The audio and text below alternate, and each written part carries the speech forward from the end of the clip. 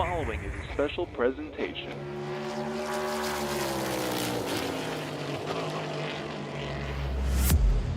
From the Captain eSports Network. This isn't just a game. This is iRacing.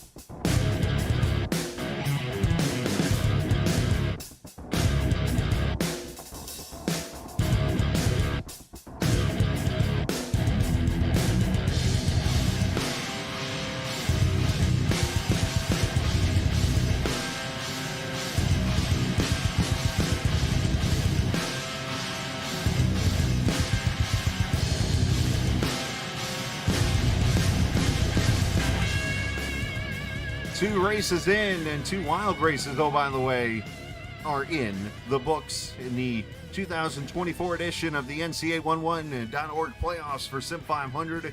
And tonight it's race number 3 as we get ready to go live from Vegas. Las Vegas Motor Speedway tonight. Going to be a wild one here as we look forward to this race. Kevin England joins me, the captain, here in the booth. Kevin, fresh off the track last week at Charlotte Motor Speedway after the hiccups on my end. Unfortunately, some things happening, but we're back ready to go. Kevin, good to have you back in the booth, and looks like you had a good time until the wreck there at the end of the race, but needless to say, you got to run with these guys. How focused are these boys for this championship? But I tell you, these guys are on kill for this, and it goes to show last week that Kevin King is not infallible. Everybody thought that he was going to run away with the championship.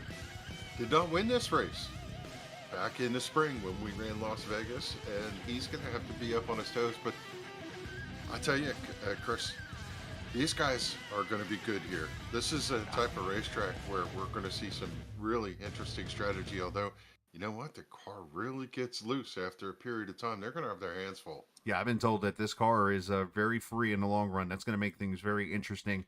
As we get ready to qualify, you mentioned Kevin King. He's got a 42-point lead over Mike Kelly. Kevin DeBrown, third. The big mover last week was Justin Fuller, who got that win at Charlotte.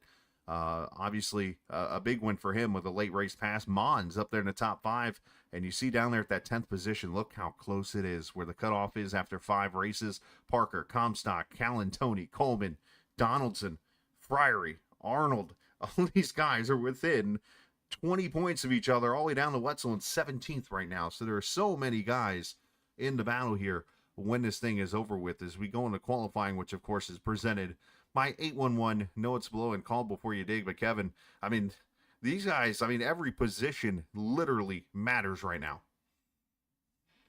Yeah, and this is the type of racetrack where you really need to qualify well because getting track positions is difficult. So that's the first part of the battle here tonight is let's see how things shake out in qualifying. As these cars get out here onto the track, and we'll watch these guys get out there. And you mentioned Kevin King last week. Of course, it was kind of a, what's the right way to word what happened to Kevin and others last week? Kind of a weird situation. Tyler Dalton went in the pole and unfortunately messed up in his gear selection, coming to the green flag and spun the tires. And well, Kevin started to his outside. And as we know, when a car spins the tires, he goes to the right. And that's exactly what Tyler did. And unfortunately, got involved in an accident, so did Kevin, but Kevin was able to work his way back up there and then got shuffled down with a tire strategy in the end, and that's what got Fuller the win in that race. But yeah, it was definitely a wild one. And speaking of kind of getting shuffled out by tires, you go back to this race in the spring. This was the race Kevin King was dominating. A caution came out late. Tyler Dalton and Anthony Calantoni take 2 tires. And guess who wins the race? Anthony Calantoni goes to victory lane on the 2-tire strategy, outrunning Kevin King to the victory. So, obviously, anything can happen here. It's Mark Jorgensen right now to the pole. Eric Arnold goes to the pole with a 30.76 right now. Yeah, nothing motivates you. You're looking at someone like Calantoni, if knowing that you can win here and we want to come back and repeat as cars circling the racetrack right now. And Mike Kelly slots in third with a good time. Yeah, Kelly with a pretty good lap here, and camera's trying to switch around on me as we go back to David Comstock right now, who's P7 as he works his way into turn one. You see all the green numbers. Those are playoff drivers, of course. Arnold's still up there on the pole right now. Still got a lot of good weapons out there. Seth Fowley was having a good run till late last week. Nelson Rivera, a playoff driver. Mon's getting out there on track. And, of course, you got Kevin King out there with Calantoni and others getting onto the track right now as we speak. As Tyler Dalton to the pole, 30-72. Yeah, Dalton looking pretty good here as Eric Arnold still hanging there in second with Mark Jorgensen Jr. in fourth as Fuller pops in on the board provisionally. Second. He is in that second position. Yeah, 37-8. So Fuller carrying momentum from his win last week at Charlotte. I saw Dory Woods there for a split second. He's got a win here at Vegas in that Cup car. As here's Joey Jatina back in the 14 Chesterton car. As Joey slots into the 11th position. I think I just saw him there for a split second. Bobby Wetzel crosses the line. He slots in as E.J. O'Rourke goes P3. Anthony Calantoni, 22nd right now in his first lap, 31-21. But it looks like that second lap is the fastest way around here right now. Yeah, this race, 134 laps. Original, that was King, 30-71 with a 1. So they're going to flip it and start 1-2, it looks like, unless something changes here, like they did at Charlotte. As here's Tommy Ryan in the 99. As he will cross the line, and Tommy, I think he's just out there for show, as he will start towards the back. Seth Fowley slots in. Calantoni 7th. Jorgensen 8th. Simley 9th. But look at the times. A 71, a 72, 73, 75, 76, 76, 77, 78, 79, 79. Top 10. Yeah, this is a funny racetrack. You can attack it differently from the top, from the bottom. You can drive in high, drive off low, and vice versa. And I just don't, there's drivers who are brave enough, Chris, to just keep it matted to the floor and somehow figure out how not to plow the wall down.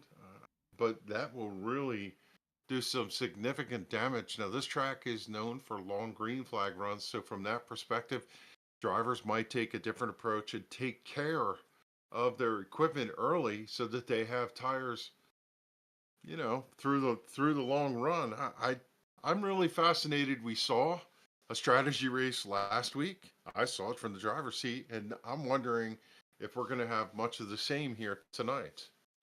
As we get ready to go trackside for the playing of our national anthem, congratulations to Kevin King, who wins the 811 Pole Award. Of course, remember, know it's blow and call before you dig. Let's go trackside.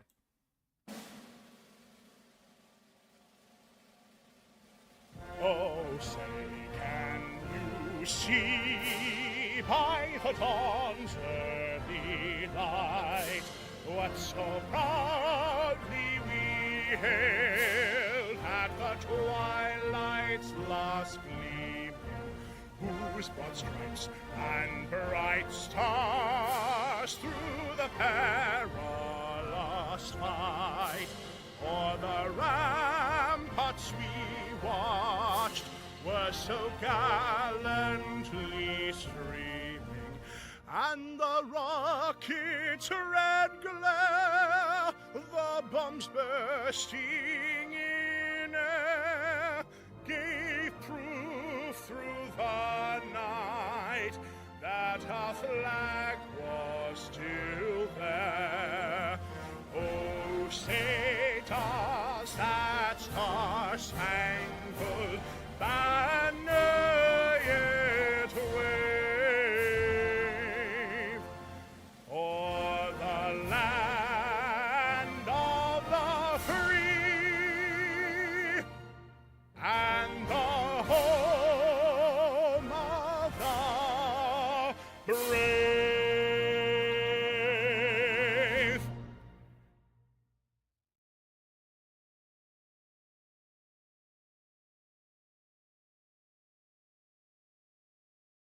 All right, Anthem is done, and as per usual, I seem to do this once every other week. I've fallen for the whole extra 5 minutes of practice thing. So we're going to get a little extra time here, and this will allow us to talk to, let's talk with last week's winner here, actually, before we get the green, and then maybe we can get a word quickly with the pole sitter here. As let's talk to Fuller and see how he's feeling here tonight. I can get him up here to the booth. There he is. Justin, you got a copy? Yeah, we got you. All right, bud. Obviously getting ready for the race here. Coming off a strong race last week, going to victory lane in Charlotte, and of course another top 5 effort here tonight qualifying. Can we do it again? I'm gonna be honest with you, I could barely hear you, but because I'm out on track running last. I got you.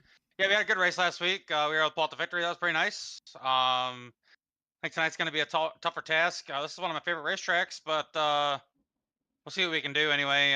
It's gonna be really loose after about 10-15 laps, so just gotta keep the car under us and get a good finish tonight. Obviously going to be very tricky out there, man. We appreciate your time. Go win one, another one. Thanks. Absolutely, you too. I know he's having a hard time hearing us, so I didn't want to keep going there with him. But Justin Fuller, obviously, he's out there. He's focused. He's ready to go. We'll let him get ready as he was down, I think, in Net Channel. And let's get our pole sitter in here from tonight. I don't see Mr. King in here yet. But Kevin King did win the 811 Pole Award. So, hey, why don't we get the guy that won this race back in the spring and talk to him for a minute. As Anthony Calantoni, of course, joins us, fresh off his win in March here. And, of course, he's got the Talking Giants podcast on his card tonight. Anthony, obviously, a little bit of strategy in play, but you have to be up front to be able to do a strategy like that. So how do we keep this 84 car up there in the top 5 to top 10 to present that opportunity again? Well, if I remember correctly, I wasn't up front in the spring that often until the end, but got to keep the rears on it. I think today it is after about 10 laps, you choose the rears up. So we got to take care of the rubber and just stay out of the trouble and gain points, try to get in the top 10 points, and hopefully we could do the sweep tonight. True or false, you were booing Saquon yesterday? I was not at the game yesterday. I was at the Sunday night Bengal game. So we went to the other game. But no, nothing wrong with that. So obviously, hey, best of luck here tonight, and go sweep the Vegas track. Thank you. We're going to try. We're going to try and put this Talking Giant Chevrolet in Las Vegas victory lane once again. Attaboy. Anthony Calantoni, we'll see what he can do here tonight as he is ready to go. And might have been the best move he did was going to another football game yesterday. But needless to say, he's going to look pretty good. Mark Jorgensen's been fast. I'm looking at his times in warm-up here and in the practice. He's been P1. Is he? Could he be an underdog here to watch tonight, Kev? Yeah, I mean, Mark's been showing speed recently, but unfortunately, even on the extracurricular nights, he just can't get a clean race. He's Right. been crashed so much over the season. And, the old adage, in order to finish first, you first must finish. And for him, he's had a struggle with that, but he's certainly not lacked speed. The question is, who's going to have speed on the long run? We heard Anthony talk about that, and I think that's going to be a factor here tonight. It'll be one of those things to watch as to, I'll make a prediction. A couple quick cautions, long run, and then if we get a caution at the end, there might be a little yellow fever and fresh tires are going to put on the charge. Whatever is the case, I think we're going to see a spectacular race here tonight. As we go to the starting lineup, I'll add to that point right there by saying this. Sometimes the loose setups are some of the best racing you will find in iRacing. And I will say this right now, a race at Vegas and Sim500 usually is a pretty good show. So let's see and hope that's the way it goes here. As we take a look at the starting lineup, Kevin King adds to his pole winnings this season as he outruns Tyler Dalton, the exact flip of last week's front row. Let's hope it doesn't end the same way. Justin Fuller, EJ O'Rourke, units cars end up in row 2. Eric Arnold, Jason Carlevine, row 3. Anthony Calantoni, Mark Jorgensen Jr. in row 4. Scott Simley, Doy Woods, the Talladega winner, starts in the 10th position. Mike Kelly, Kevin DeBrown there in row number 6. Row 7, is Wesley Donaldson and Jose Gonzalez, Patrick Colby, Bentley Glazier, David Comstock, Sam Edwards making an appearance here tonight in the 18th position, Seth Foundy, Chad Coleman, the Iron Man in 20th, Joey Justina, Robert Friery to third there, row 11, row 12, Bobby Wetzel and Jeff Ryan. Nelson Rivera, Justin Mons there in row 13, Jose Medina and Charles Van Schaik in row 14, Tommy Ryan, Josh Parker, row 15 with Randy Oakham, Brian Wertman in row 16, Doug Sigmund and Gerald Livingston going to make up the 34 starters around this 1.5 mile track in Las Vegas, 134 laps. I had made a comment during the replay last night. It was scheduled for 120, but this actually changed the strategy. With 120, it could easily be a one-stop race and could really make things interesting. Tonight, it is definitely likely a two-stopper to get you there. And, of course, the iRacing default weather of 78 degrees. Kevin, I let you have the track last week, buddy. And you did a real good job. I was proud of you. And even though you got involved in some argy-bargy, it happens. But I was proud of you. So, but, my friend, I let you take the reins over and bring it to the start. Yeah, King and Dalton roll out of turn number 4. Full crowd here at Las Vegas, ready to take it in for round number 3 as the pace car turns left. And the starter about to pick up our leader here as green flag is out. Through the Geico restart zone, they hammer down the throttle and head for turn number 1. Kevin King gets the early advantage at the bottom. Fuller's going to follow him through with Tyler Dalton to the outside.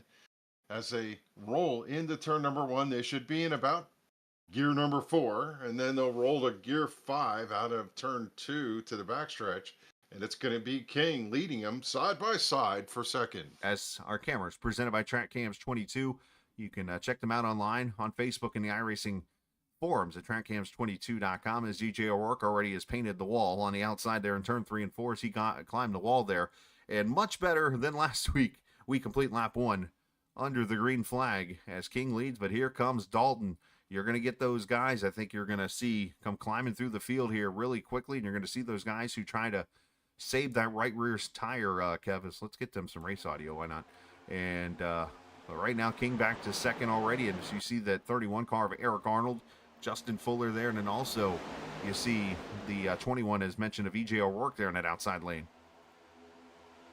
Yeah, O'Rourke went into turn 3 and lap number 1 went up, rushed the wall. Sparks came off the right side of the car, but he is still hustling that high line out to the outside. It's 3 wide for that third position. He's trying to get it rolling. Is a little blinky there. Tyler Dalton picked up some points. He's going to lead lap number 2 as King in his tire trucks is painting the white line down there. And they roll out of turn number 4. It's side by side all the way through the back of the pack as drivers. Well, this is nervous time here, Chris. Is right now you have quite a bit of grip, but you know sooner or later the car is going to start stepping out as you start to feel a little tire wear around lap 10. As O'Rourke gets that top side roaring, or Rourking, if you will, as he's going to not only move up to second off turn 2, but he's going to take the lead flying past Tyler Dalton in that 21. So E.J. O'Rourke has got that units mobile flying, and that, of course, tribute to Ed Burrell running that 21 car as EJ leads here at lap number 4. 3 lead changes in 4 laps? Pretty good start, I'd say. Yeah, and you're curious as to how hard will EJ run if we get to one of those long green flag runs. Will he wear his equipment out? But it's got to feel good to be up front and get fresh air. They're still tussling out in the back here. We see drivers way down low, right on the bottom. Coming up off the corner, we see drivers running the middle, and like I talked about, as one loose into the outside wall, everybody's able to gather it up out of turn 4. That was a tight moment there. Sam Edwards. Figure out which car that was. Sam Edwards in that. Sam Oh, Edwards, and he just clobbered somebody off the wall. Sorry, Kev. He just literally come off the wall and clobbers Medina and one other car. Yeah, I think that was Brian Wertman got in the back. The right rear is down and smashed on the Sam Edwards car as the toe link is broken. There's another car sitting right down there with him.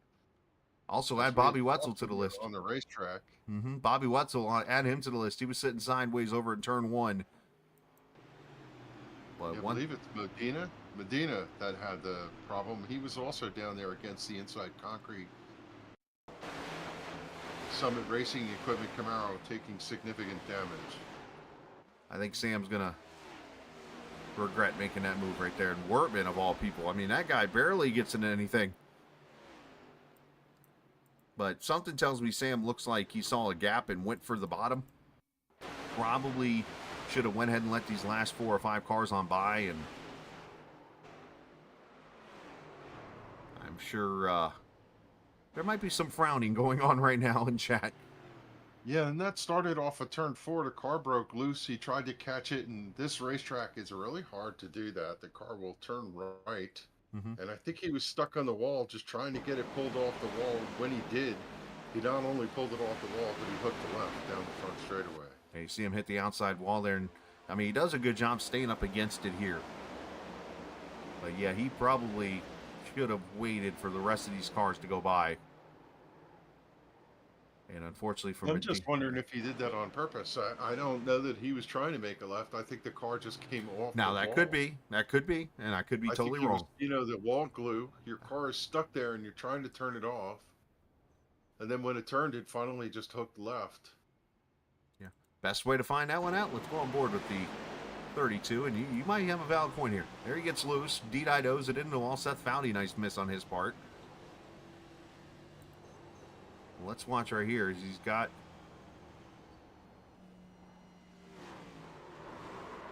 That's tough to... it's tough to see. I mean, you see him turn the wheel left there, but there's no telling if that's from the wall or what made that happen. Yeah, so, right. A caution out here for the first time in a racetrack that normally does not see many cautions. Yeah, I feel for Edwards. That's one of those deals where one of the first things you want to do, accomplish coming out here to race in the beginning of the season, I saw it last week, it was just don't find any trouble. That Black Horse Mustang, unfortunately, is pretty torn up. Yeah, I know that goes. Last week, I went down into turn 3 with Randy Yoakum to my left, and I thought he would turn in, but he had a car inside of him, and he stayed up, and, well, trouble will happen. I was hoping you wouldn't come back to that because I was trying to give you a break, but you're going to make me say it to you, Ed. You got to know it's below and call before you dig. Yeah, I know. I know. If you don't know what's below, you're going to get in trouble. Attaboy. That's facts right there. So it looks like Wetzel Sigmund is leaving the pit road. Brian Wortman, Medina, and Sam Edwards all coming out of pit road. Had to reset the timing and scoring really quickly. So unfortunately, I do not know who came to pit road there, if anybody did get fuel. So I cannot update that, but I can tell you who's on pit road getting damage fixed here at lap number 7.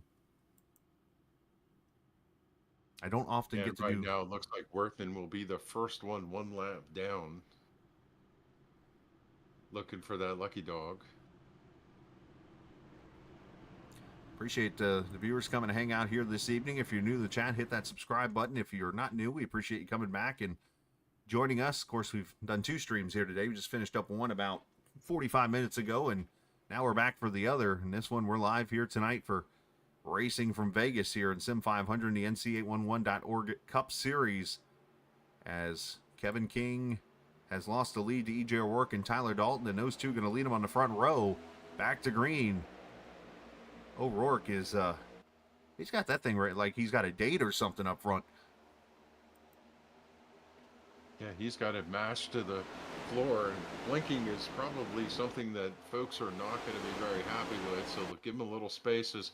I want to come back to something on the start here before we get too far into this. The Fritos Camaro, Josh Parker. We had heard from Josh. He likes to not qualify and run through the field. He said when we got to championship time, he was going to qualify and try and start a little further up front. Did not qualify tonight. I'm kind of curious as to the strategy, but thus far, he's certainly... Chris, we've watched every night. All of a sudden, you look and he's hunting the top 10, top 5. So it hasn't hurt him, but I'm just surprised that he is not trying to go for the wins. And I think he would be better off if he could start up there. I think Charlotte, he did the same thing, and I think even Talladega. And matter of fact, in the Charlotte race, he was up front before, I think, the end of the first caution, which was lap 1. I mean, he had made it through the wreck and somehow found himself up front. But I could be wrong by that, but I believe he started in the back still no matter what here in the playoffs. But he's got that Fritos car, as you mentioned, looking really good. As O'Rourke is going to need one of my fresh shirts that says Alt F4 blinker fluid. Now, I'm not saying that he needs to Alt F4. I'm just saying that that's just the name of the blinker fluid that has been created for a t-shirt. Help fix your blinking today. Go to the Captain Esports shop. By the way, you can get the link down there in the chat, and you can find that specific t-shirt. Get the man some blinker fluid. Well, I tell you, he could blink all he wants. A 30.871 fastest lap, first driver in the 30-second bracket.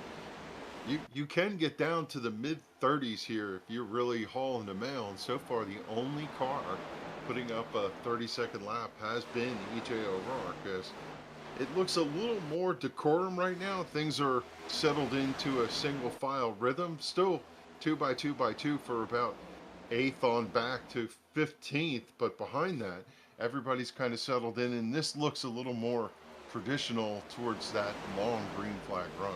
So let's share with you how rare cautions are at Las Vegas in this series. You got to go all the way back to March of 2022. Of course, they've run here twice every year, pretty much all the way up to, it looks like 2020.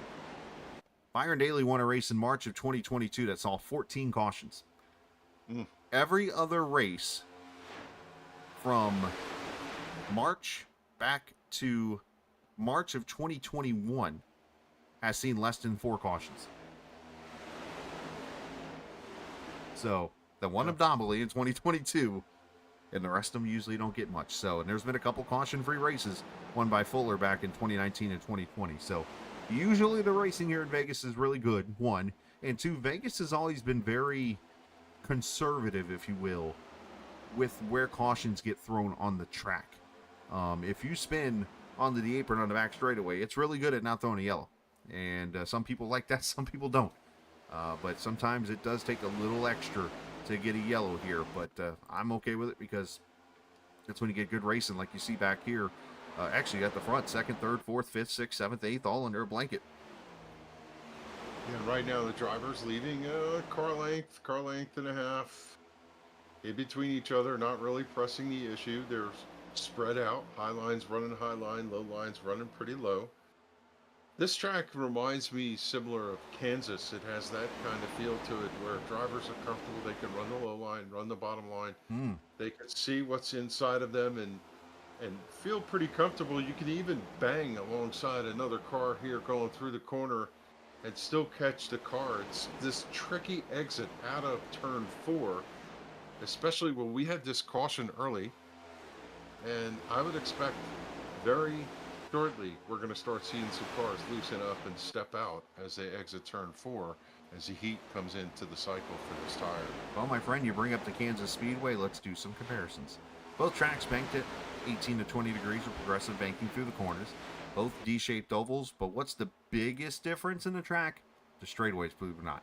Kansas, the longest straightaways of any 1.5-mile track in racing, believe it or not. So Vegas, a little bit of a tighter radius through the corner. Caleb Fosnot giving me a compliment on the Alt F4 Classic. For you, I send you a link to the shirt right there that you can click on to go right to the website and see the shirt. But 19 laps complete here is the battle for second. Dalton and King. I don't think he has to worry about any shifts to first gear or anything here. I would hope not at this speed. But Fuller right there riding. Mike Kelly already up 6 spots, up to 5th. Jose Gonzalez up 8 spots to 6th. Of course, them two were involved in a little fracas last week at Charlotte on the back straightaway. Yeah, that first incident took out 3 cars, the 32, 24, and 74, all sitting pitside, getting damage repaired. They're all 12 laps down. Not customary, to your point, for Brian Worthman. Yeah, right. He's going to be sitting there repairing the damage, and he'll return to ride around here for the rest of the night. But I'm curious as to the strategy for some of these drivers as they roll through here. There's long-run drivers that I think this is the type of racetrack that they have circled. And we had talked about the speed for Mark Jorgensen Jr. He's currently running 9th, running right down on the bottom line, sitting underneath Jose Gonzalez. As they roll up out of the corner, he's looking, but he is content to ride in line here. But every time he gets to the corner, he's taking the shorter path around. He's been able to make some purchase as he draws alongside Gonzalez and clears him out of turn 4. Mark Jorgensen Jr. is somebody who studies a lot, and he's had some rough luck, and he's one of those. As soon as he wrecks, he leaves because he's not in the playoffs or anything like that, and that's his prerogative. But the one thing, if you ever listen to his interviews, he will study Kevin King, and he watches his every move. And if you look really closely, he brought up Kansas again, Kevin.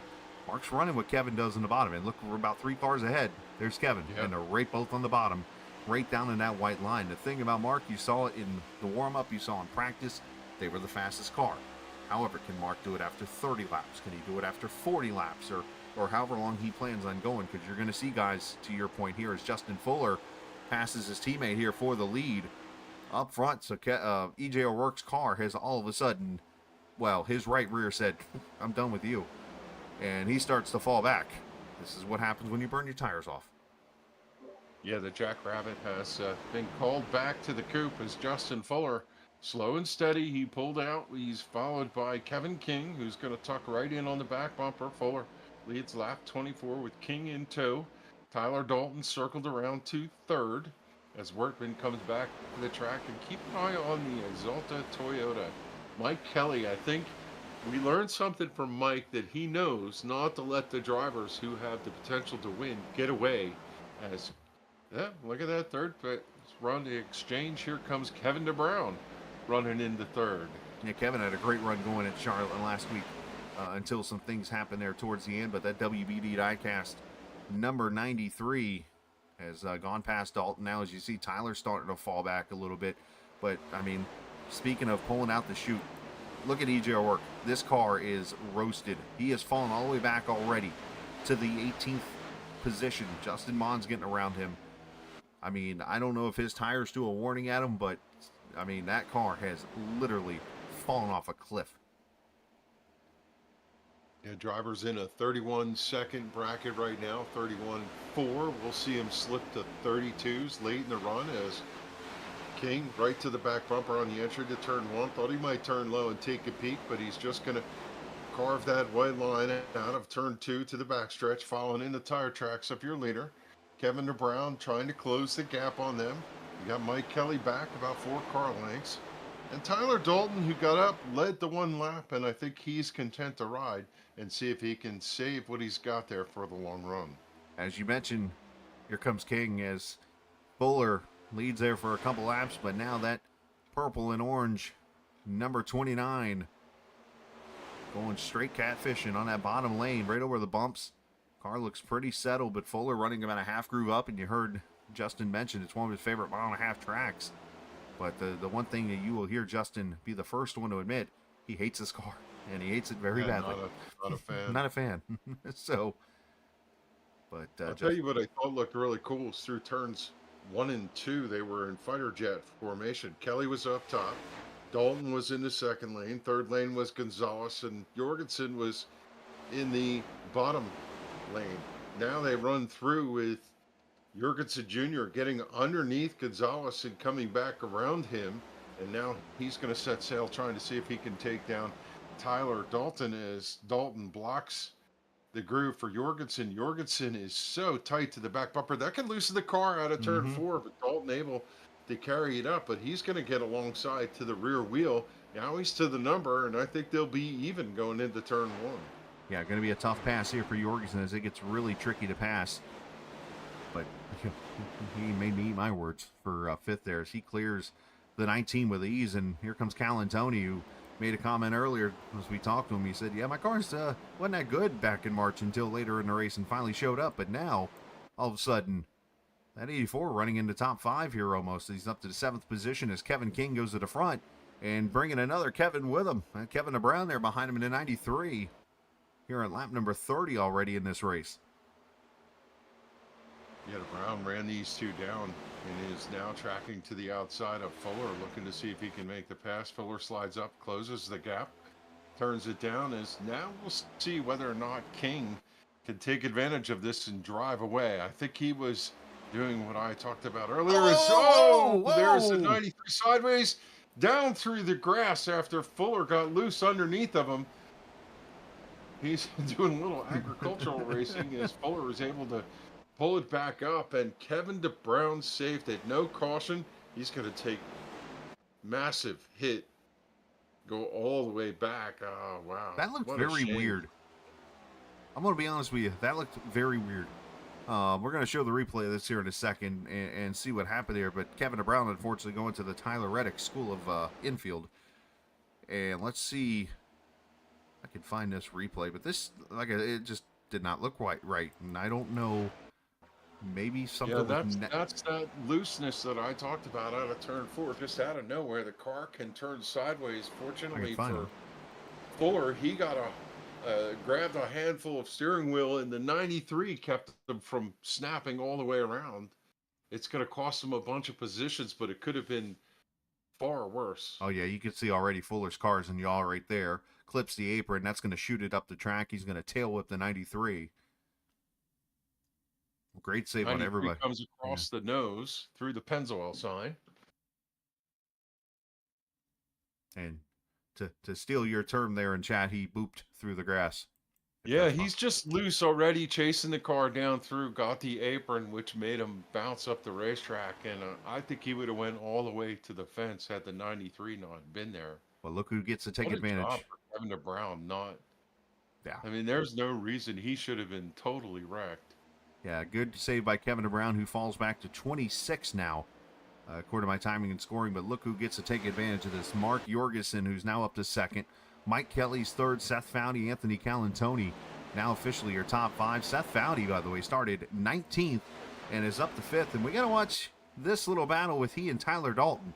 Because apparently, from my understanding, at least I heard through sources, Seth was not too thrilled with Tyler on the last lap last week, where unfortunately the 19 got into the 11 and sent him to the inside wall there. So looks like so far so clean here as Foudy was able to get around the 19 car.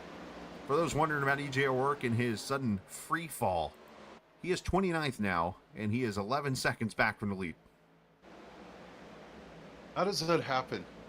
That the driver you have conflict with the week before, you end up racing against them the entire week, the next go round. That's always the case, isn't it? Normally in real life, you usually will start next to each other, and then you end up in the same truck as each other, going around waving at everybody. Then it gets really weird because you almost like you're forced to talk to each other. As Jason, well, that is going to bolster the fortunes of Kevin King, as he's now out to a full 2-second lead over the rest of the field, with his closest competitors doing a dee-die-do over there off of turn 4. I wonder if everybody behind them kind of checked up, expecting a caution, and extended that lead even further. And Kevin, I don't even know if he saw it. He probably was not paying attention to what was going on out the rearview mirror. Probably not. Hey, let's step away real quick because we're going to have green flag pit stops here, I believe, shortly.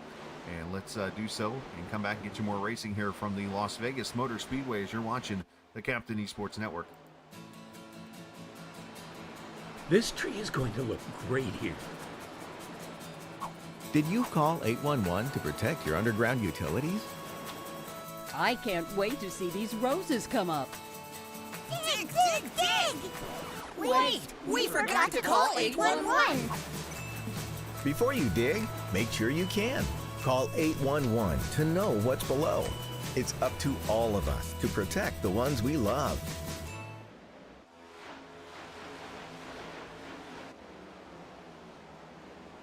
Hi, back. We are here at the Las Vegas Motor Speedway as we are 38 laps in to this 134 lap race, as it has been the Kevin King show back up front now after he has pulled away in a little contact there for the battle for second between Kevin DeBrown and Justin Fuller. But it's been so far the Kevin King show, as he's got looks like from my vantage point 2.2 seconds now over Mark Jorgensen, Mike Kelly up to third, Anthony Calantoni fourth, in a battle for fifth as Eric Arnold and Seth Foudy battle it out now. Yeah, Arnold's on that bottom line. They're running wheel to wheel, the two of them, showing a lot of respect and a lot of patience. When you're on that bottom line, you need to be really careful that you're just not overdriving the car. You're really putting a lot of pressure on the right side as you're turning through the corner and trying to make sure you don't float up and go into the car on the outside. And then after you try it for a couple laps, like we see with Eric Arnold, just give that up. You're not going to sit down there and grind the right front off as Foudy gets a little loose out of turn 4. And that opens the door. Here comes Arnold again, side by side at the start finish. Welcome to your progressive track racing right here. 18 degrees on the bottom, 19 in the middle, and of course 20 at the top, as Arnold should be able to slide up in front of the 11, and he'll do so there. So move him up to the 5th position. A great run for the Michigan driver there, Eric Arnold. But reminder for those joining us who are wondering, hey, who are these playoff drivers you're speaking of? If you look up at the car numbers, you will notice the numbers in green. All the green colored numbers, those drivers are playoff drivers in the field here tonight, like Bobby Wetzel there in 29th, unfortunately, after being involved in a little bit of a scuffle there early in this race. Check out Charles Van Schaik, who finished P2 last week in that Goat Racing 00 car. And tonight he is running right now in the 14th position as he's battling with Scott Simley, a teammate there. Van Schaik started 28th. As he is up to the 15th position, now going to take 14th away, and he's bringing Bentley Glazier in that Mountain Dew car there behind him, potentially with him. Yeah, it feels funny to say this about Van Schaik, as I think he's an accomplished sim racer in his own right, but from an improvement standpoint, he has picked up quite a bit of speed over the last couple of weeks. He's been showing it, and with a win on the season, he has to look back at the 24 campaign and think, not a bad run for the 23, and looking forward to next year. If he could carry this momentum into 25, he could be a threat for the championship. You got to wonder how much, of course, he had his own league in GOAT Racing, merged together with Sim500, and you really haven't seen any GOAT Series still. I know he used to do some stuff with Sim500 on like other days and stuff like that. You wonder how much that pressure maybe took off him to allow him to go focus on his driving. And you see the improvement coming out of that 23 car this year. Yeah, and he's leading the parade right now of a bunch of drivers who are trying to make their way forward. Bentley Glazier in the 25 out there doesn't make a lot of appearances, but typically shows a lot of speed. Patrick Colby in the 28's right there with him, but out front of his windshield is Josh Parker. He's only made his way to 17th. We're used to Josh making his way to the top 10 early on, and he's just methodically been picking car by car. Not saying he's having a bad race, but there's quite a bit of distance between he and the front leaders. As the 29 of Kevin King, you're not missing anything. 2.5 second lead over Jorgensen Jr., Callan Tony, Mike Kelly, and South Foudy, who is your top 5. Pit stop starting up right now as Eric Arnold, Nelson Rivera, Robert Friery, Justin Mons all coming to pit road here, lap 45. For those who want to do some math really quickly, 45, 90, 135. That's exactly how you split this race in threes, and that's what you're seeing right now. As these cars come to pit road, should be 4 tires and fuel for everybody here. And one thing I was about to point out before these cars came to pit road, the car that is starting to fall back, and you wonder how much damage is on the right side of that car, is Justin Fuller in that 51. He has fallen all the way back to the 11th position right now. As a matter of fact, he just lost 11th to Jose Gonzalez. That car is unfortunately probably driving very ill right now for him. Yeah.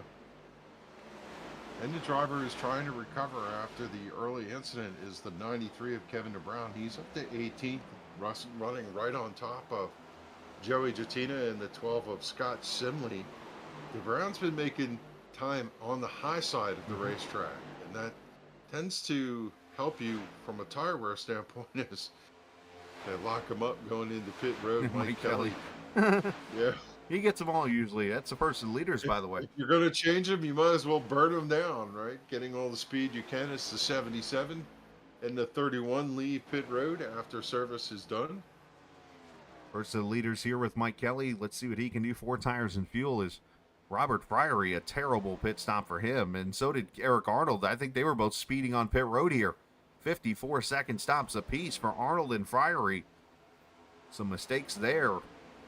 As these guys missed their marks coming to pit road, it looks like Mike Kelly, a good clean stop, 15.4. So the speeding police already out here in Vegas catching people. I'm just curious as to the drop off, what the guys out front are thinking. If they feel like there's not a lot of speed out of the car in the long run, they might just stay out there and keep clicking off laps. It's hard to say. We were talking about whether they'd get to 32-second laps.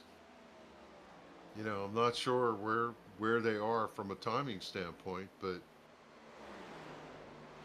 Well, I can help you out with that a little bit. Right now, best laps 31:20. Obviously, you had the 30:80 from EJ O'Rourke earlier, but everybody running 31:30s and 40s for the best laps. So last lap though, about 32:40, 32:50. So it's about 1 to 1.25 seconds or so of fall off. So it's not as much as you might think in another car, but there's still a little bit there. And I think there's enough if you're battling somebody to pull some kind of undercut. But otherwise, I think if the car is, handling okay for you right now, I think you're staying out and going as far as you can go here. And I mean, with that one caution that came out there at lap 6, you wonder, could some of these guys stretch it to lap 70? And if they could pull that off, here comes your one-stop strategy potentially. yeah, additionally, if you can make 2 long runs and a short run, your last one's going to be a short run for fuel. You're only going to take as much as you need to get to the finish, which means less time on pit road. So a lot of drivers, they have worked the race backwards and kind of tried to figure out how they were going to play their strategy. And, we see sometimes it works and sometimes it doesn't, as the 24 of Medina comes back to the racetrack 44 laps down after extensive repairs to the number 24. Yeah, unfortunately, he had some heavy damage on that car after the contact. And I mentioned Fuller, after his car started to fall back. Now he's starting to get going again. Well, I say that, and he about wrecks it off turn 4 as Parker's going to swing around him. He had gotten back past Gonzalez, and now Gonzalez is going to come back by him. So Parker up into the top 10 now, officially in that 81 car. But yeah, these cars out here struggling right now. I think like somebody like Fuller now, I could see him potentially. I mean, that car is about to spin out off turn 2. He's probably going to be on pit road here any minute to see what is going on and get that car fixed. Because, I mean, he lost a pretty good amount of points there at Talladega and in Vegas, or at Charlotte, I'm sorry, getting that win and getting him back in that battle. He's kind of in a tough box right here. I mean, is this something, Kevin, you ride out? Yeah, I don't know. We see Mike Kelly riding right past him. He had to see the speed. It's a second faster for the 2. And I'm kind of surprised if the car went for the slide that it did. And you're seeing the tire wear. If I'm at risk and feel like the tires have given up, I'm going to go get tires and play that strategy. So I don't know. He watched Mike Kelly zoom around him. And I don't know. There he's really loose coming up off the corner. You can see the tail wagging the dog. Up here for third, Seth Foudy looking in outside of Anthony Calantoni, and Calantoni's teammate Wesley Donaldson into play here as Seth Foudy is having a fantastic run as he has went from 19th to 3rd in that 11 car. And Seth's been out there doing some studying himself and getting better out there on the racetrack, and he's having a great run here so far, up to the 3rd position, as 3.6 seconds now separates first and second here as we're 56 laps in. And how much further can these guys go? This is very intriguing, because you would think that if you can't get to the race in one stop, you go ahead and make this a 2-stop race, which means you split it into thirds. But obviously there's a reason why I'm up here in the booth and they're racing. Yeah, lap 70 is my prediction. That's generally when the comfort level in the car goes away and you lose just too much speed and really want to go in and get 4 tires bolted on the car. Look at the 2, how fast he is having a solid night for the veteran in the 38 car. Chad Coleman right now running in the 6th position, just kind of meandering, not making a lot of noise, but a good top 10 run so far for the driver who needs a good run, I think, Chris. It's been kind of a funny season for Chad Coleman. He typically shows a lot of speed, but he's had his challenges this season. Yeah, I saw some frustration out of Coleman last week. Now, I didn't get to hear any of the audio, but last week he and the 23 of Van Schijk got into a little bit of a tussle. And Chad went up there after the caution and hit him in the rear, and you could just tell wasn't too happy about it. And then obviously later on got involved in a little bit of a spin too. But Yeah, he went. He got that win at Atlanta Motor Speedway a few weeks ago, and broke that winless streak. And otherwise, yeah, he's had some ups and downs throughout, and has been battling as hard as he can to potentially stay in contention for this championship. Of course, we all know Chad is the Iron Man. He's got the most starts in series history. He's got the most starts in the Cup Series here for this league. As a matter of fact, as I looked at the numbers here tonight, is 258 official starts in the Cup Series on Monday nights for Chad Coleman, which leads Jose Gonzalez by 17. Scott Simley, Joey Zatina, and Mike Kelly are top 5 in career starts on the Cup side. Yeah, look at a pair of drivers sitting here at the back half of the top 10. David Comstock currently running 10th. The Monster Energy Camaro looks a little nervous up in that high side. The car just floating around, doesn't really look into the racetrack, but yet still carrying enough speed right in front of him. A driver we haven't mentioned all night tonight, Jason Carlamas. He's running in 9th in his Speedway Collective Toyota, and he is following Josh Parker, who has finally turned up the wick, and he is coming. The 81 seems to be laying down some of the fastest laps as we get into the end of this long run. 61 laps here in the books coming at the halfway, and just 6 laps, only the one caution here so far in this race. It is flying on by. I've got our stat guy, whose name I still have not memorized, is out there running for stats for me really quickly. Whoa, whoa, whoa. Caution. We got caution. Yeah, problem for the 41 on the backstretch. Justin Mons. Justin Mounds is around. I saw Jorgensen sideways. That's the whoa, whoa, whoa. Perfect He was timing. getting a little help. Yeah. And this caution will give him a little reprieve as Jorgensen was up in a wheel, but I'm not sure what was going on over there with Justin Mons. Might be the caution that all the viewers want to see, because this might have just turned into a fuel mileage race. Mons up here on the top side, battling with Simley and Gonzalez there. He tries to split the middle on Van Schuyt. We're 4 wide here. And Van Schuyt gets into the 41. And Simley with the fresher tires made that move there, and I think it spooked Van Schuyt, and unfortunately Mons and all those guys were committed. And that brings the caution out, and that's going to bring the leaders to pit road here. Yeah, wholesale changes for everybody is, holy cow, that was a moment. Yeah, and maybe you could go find the, just as that was going on, go see if you could find the 88 activity. That was a tense moment for the 88 also. We will go and do that here. We'll watch the pit stops here and see who can win the race off pit road. Should be 4 tires and fuel for everybody as Fuller overshoots his pit stall to add to the struggles he's had here lately. And race off pit road, E.J. O'Rourke. And E.J. O'Rourke. I am seeing no tires. Did he even stop in his stall? Maybe he just... I don't think he did. I think he did a Linda Ronstadt past his pit stall. Blew by you. As Kevin King comes out overall, Wesley Donaldson up 10 spots to second, or I'm sorry, in the race, not there, but he's up to second. Jorgensen up to third. And yeah, that's how they line up here. You mentioned the caution for Justin Mons here really quickly. Yeah, Foudy got into the back of the 88 going into the corner. Adam sideways. Did back off, and Jorgensen Jr. was able to collect the car, but that was a close moment over there as the yellow dropped. We're going to watch this as we will go to break here. As caution out for the second time here tonight, as Kevin King's led most of the show here, but E.J. O'Rourke pulling some interesting strategery there. Is, yeah, that was a tense one. So we'll come back and go green here from Las Vegas as you're watching the Captain eSports Network. When do you plan on putting in that new fence we've been talking about since last summer? I guess I could start tomorrow.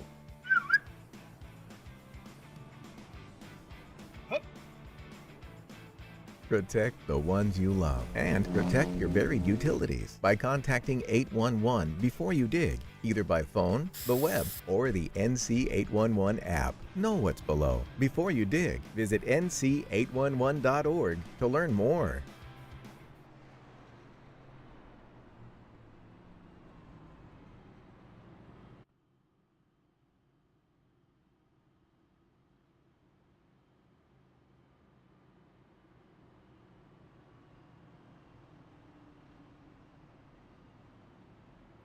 All right, back we are here at Las Vegas Motor Speedway under caution for the second time, as we're all sitting here kind of scratching our heads wondering what EJ is going to do. And I think I might have figured it out. We're going to know here in 2 seconds, Kev. There's 70 laps to go right now in this race. Let's see if EJ hangs a left here, because he might be playing the fuel game right here and went through his pit road on purpose so that he'll start in the back. And here he comes. Yeah, there. Probably going to top off the fuel cell here and see if he can go all the way, because here's the trick of iRacing. If you do not pit, it closes the pits with 2 laps to go, so you cannot pit again.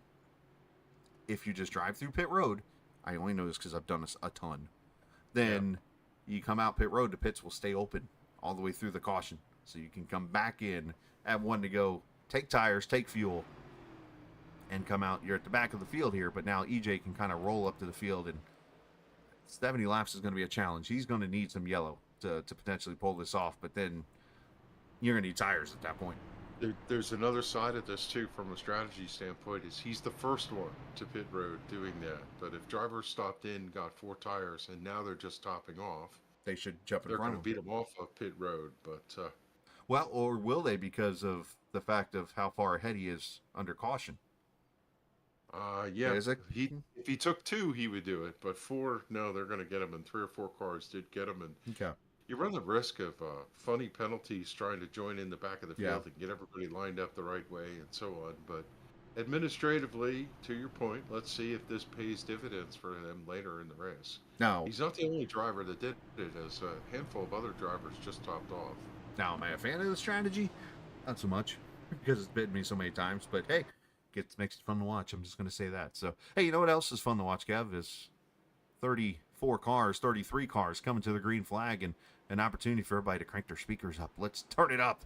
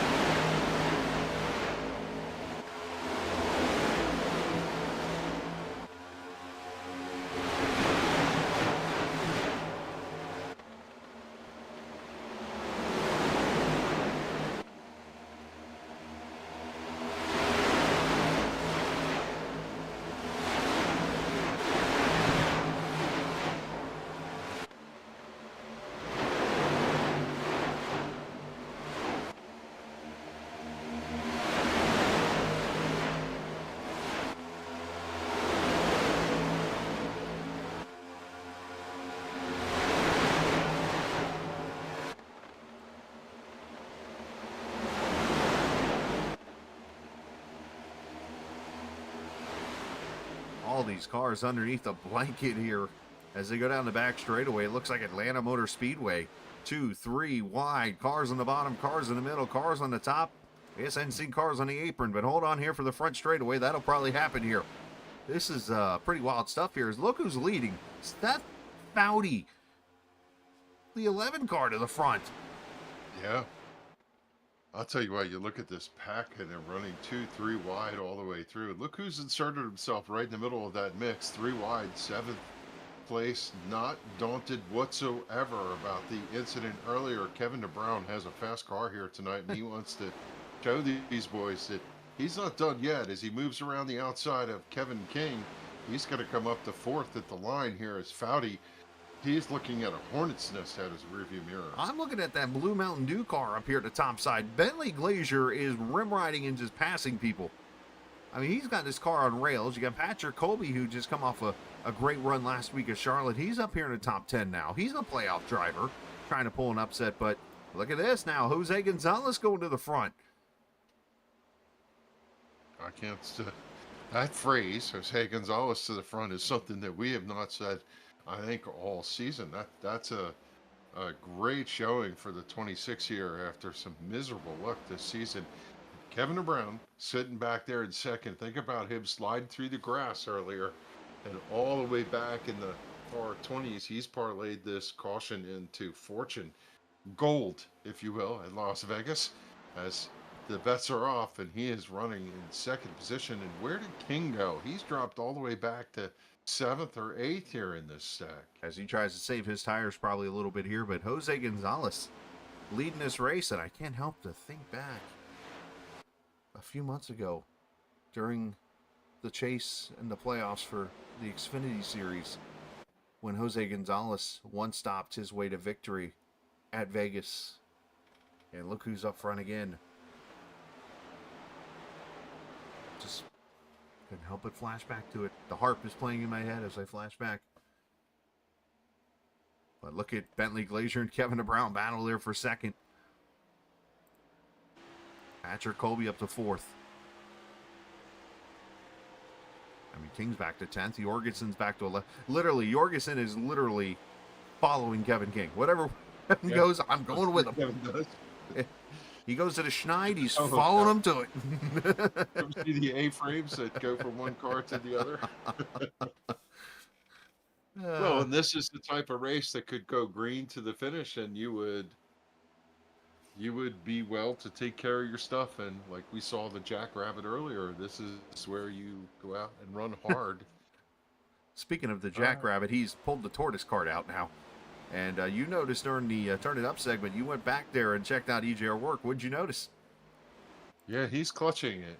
EJ looks like he's trying to save fuel running back there in the back of the pack, just trying to get a little bit of draft and save it. And we're wondering if a couple of these drivers who pitted there on lap 64, Wetzel, O'Rourke, we saw Doug Sigmund pit and Randy Yoakum, they could potentially be trying to parlay this into they're done with fuel and they're going to run this to the finish.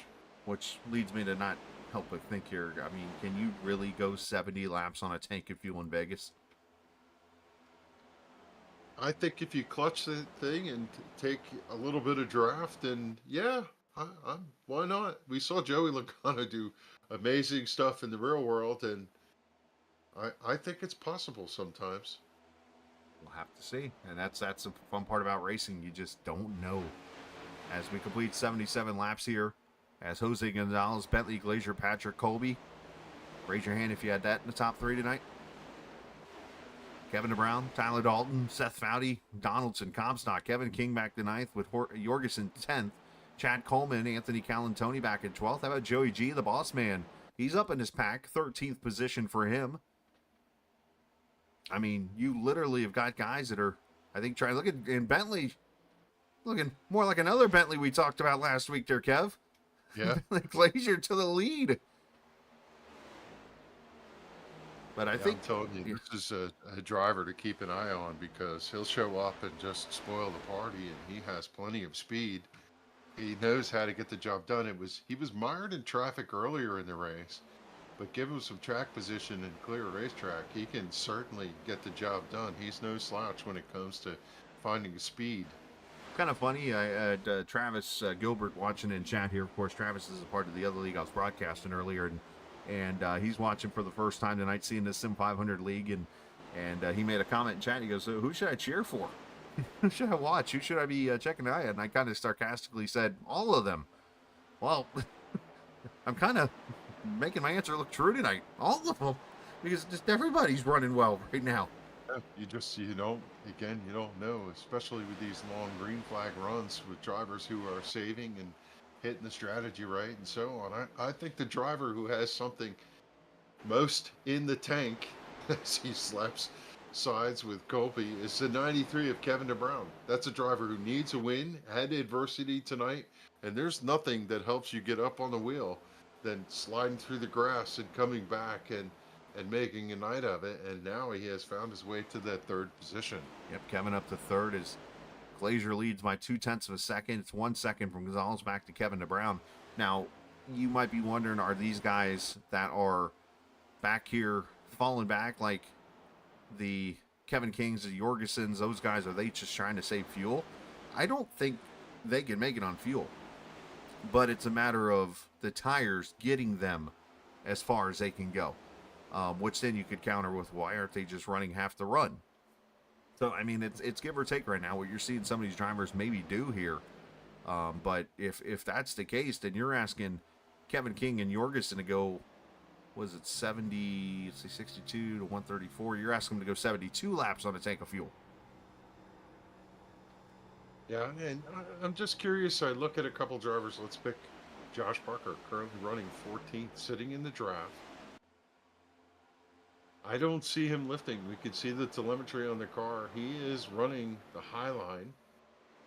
Not like we saw with EJ O'Rourke, who was maybe popping the clutch and doing some things.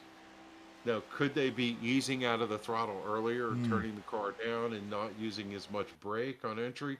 What we haven't discussed is a lot of drivers drag the brake on entry, and they set the brake bias, which makes a car hook to the left. Yes. Just a touch. And it helps the car turn in. But if you're not fully on the gas, letting off early, doing some of that stuff, it could both be for tire wear and it could be for fuel savings. And that's the beauty of this race. Everybody in that top 15, everybody's got it in their brain as to how they want to get to the end of this race. And we'll find out who has the right strategy. But don't cut out the 29. Just don't do it. Don't do it. Nope. 88 probably going to be following him right up through the field as Kevin DeBrown goes to the lead. And Jose Gonzalez going to follow him through. And well, here comes Patrick Colby with maybe the one good thing that's happened with Alabama this week. I mean, Patrick is showing the speed in his 28 car here all of a sudden here late in the season. He gets himself into the playoffs, and now he's trying to get himself those final 5 races.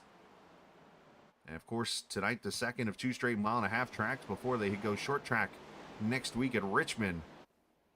And then Phoenix Raceway to finish out this first round of 5 races. So we go, Super Speedway, mile-and-a-half, 3/4 mile to finish out the first round before going into the second round of the schedule, which, by the way, just going to verify really quickly on that. I believe that kicks off at, I want to make sure I'm right before I say anything, Chicagoland, Dover, Texas, Iowa, Homestead to finish out the rest of the schedule.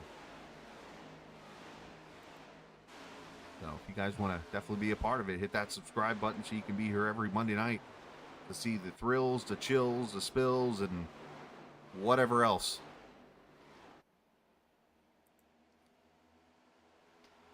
Just peeking at the stats for Jose Gonzalez, the last time he led laps, I want to say back at Daytona in August, and then before that it was Pocono in July. So for him to be up in this top 5 and leading a couple laps here tonight, yeah, look where the 29 is. Here it comes. I don't know if you heard my look who's ahead of him though.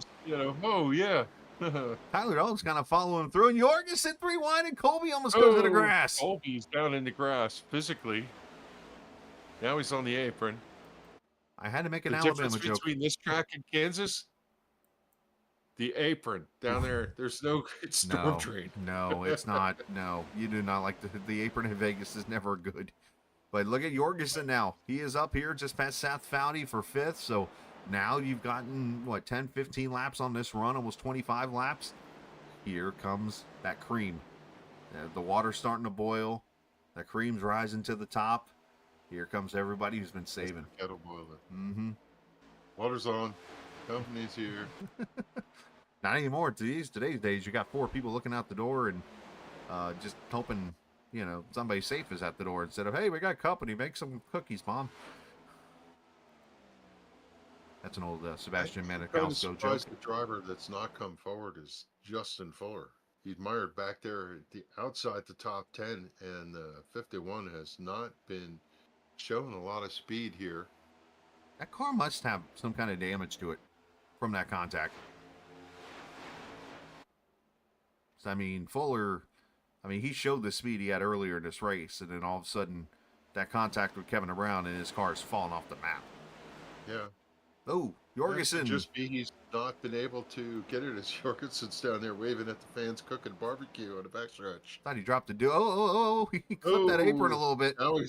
Boy, I'll tell you, that turn 4 is treacherous. It's the worst place to be in this racetrack, because you never quite know what you got when you come off the corner. As Dalton fights King for second, as Kevin Brown's getting away, 1.2 seconds now. As Justin Mons brings the 41 to pit road at lap 91. This is 30 laps into a run, so this might be a little bit of a Hail Mary throw from the 41, who's looked pretty good in the playoffs here so far. Just unfortunately this bad run here tonight in Vegas, so you wonder if he's trying something a little unorthodox to maybe just trying to get a good finish out of her. Yeah, Seth Foudy, who's shown a lot of speed here lately, he's coming down to this. He's right there following Kevin King through. They went underneath and disposed of Tyler Dalton. And the 29 has come to second as the 11 sideways out of turn number 2. He's going to grab a handful of wheel and lose about a half car length, but that 11 is hustling right now. As Jose Gonzalez, I always talk about this and just have it cemented in my brain. Good on the long run. Still in contact with everybody, but Kevin King is starting to leg him out. So something we should bring up really quickly here.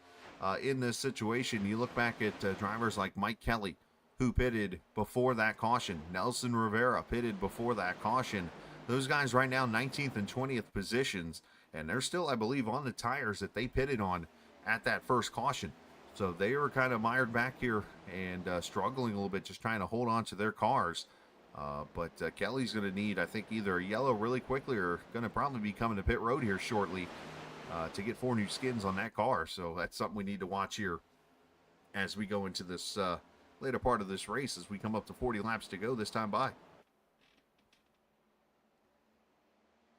Yeah, if you need a custom diecast, the WBD Diecast Company, owned by Wesley Donaldson, is your one to call. And right now, Wesley, the car stepped out a little out of turn number 2, but he's in the top 10, and his season has been feast or famine. He's just found so much trouble, but yet he's fast enough, and he's starting to come alive here as he moves to the outside, trying to get around the Miami Dolphins number 26 of Jose Gonzalez. Gonzalez slipping back here. I don't know if he's ran a little too hard on the outset. He led at lap 72, now working lap 95, starting to fade back a little bit. Yeah, Wesley, I think a good Beatles song once made would explain his season, Helter Skelter. As one car dives off, Kevin Brown cuts off. Wow. Interesting. That is an interesting development, isn't it? 93 peels off and goes to pit road. Brings Nelson Rivera with him. So Kevin Brown, I think he's looking at the tires and saying, hey, you know what? I'm going to try to be the aggressive one on tires as he comes to pit road here. 4 tires and fuel. He's like, so we know he ran hard on the outset there. But how does this work? Well, I think this is more of an offensive strategy, because you're going to have others playing defense and trying to save fuel. He's going to be able to go full tilt now and trying to get what he can get, as long as you don't EJ the tires.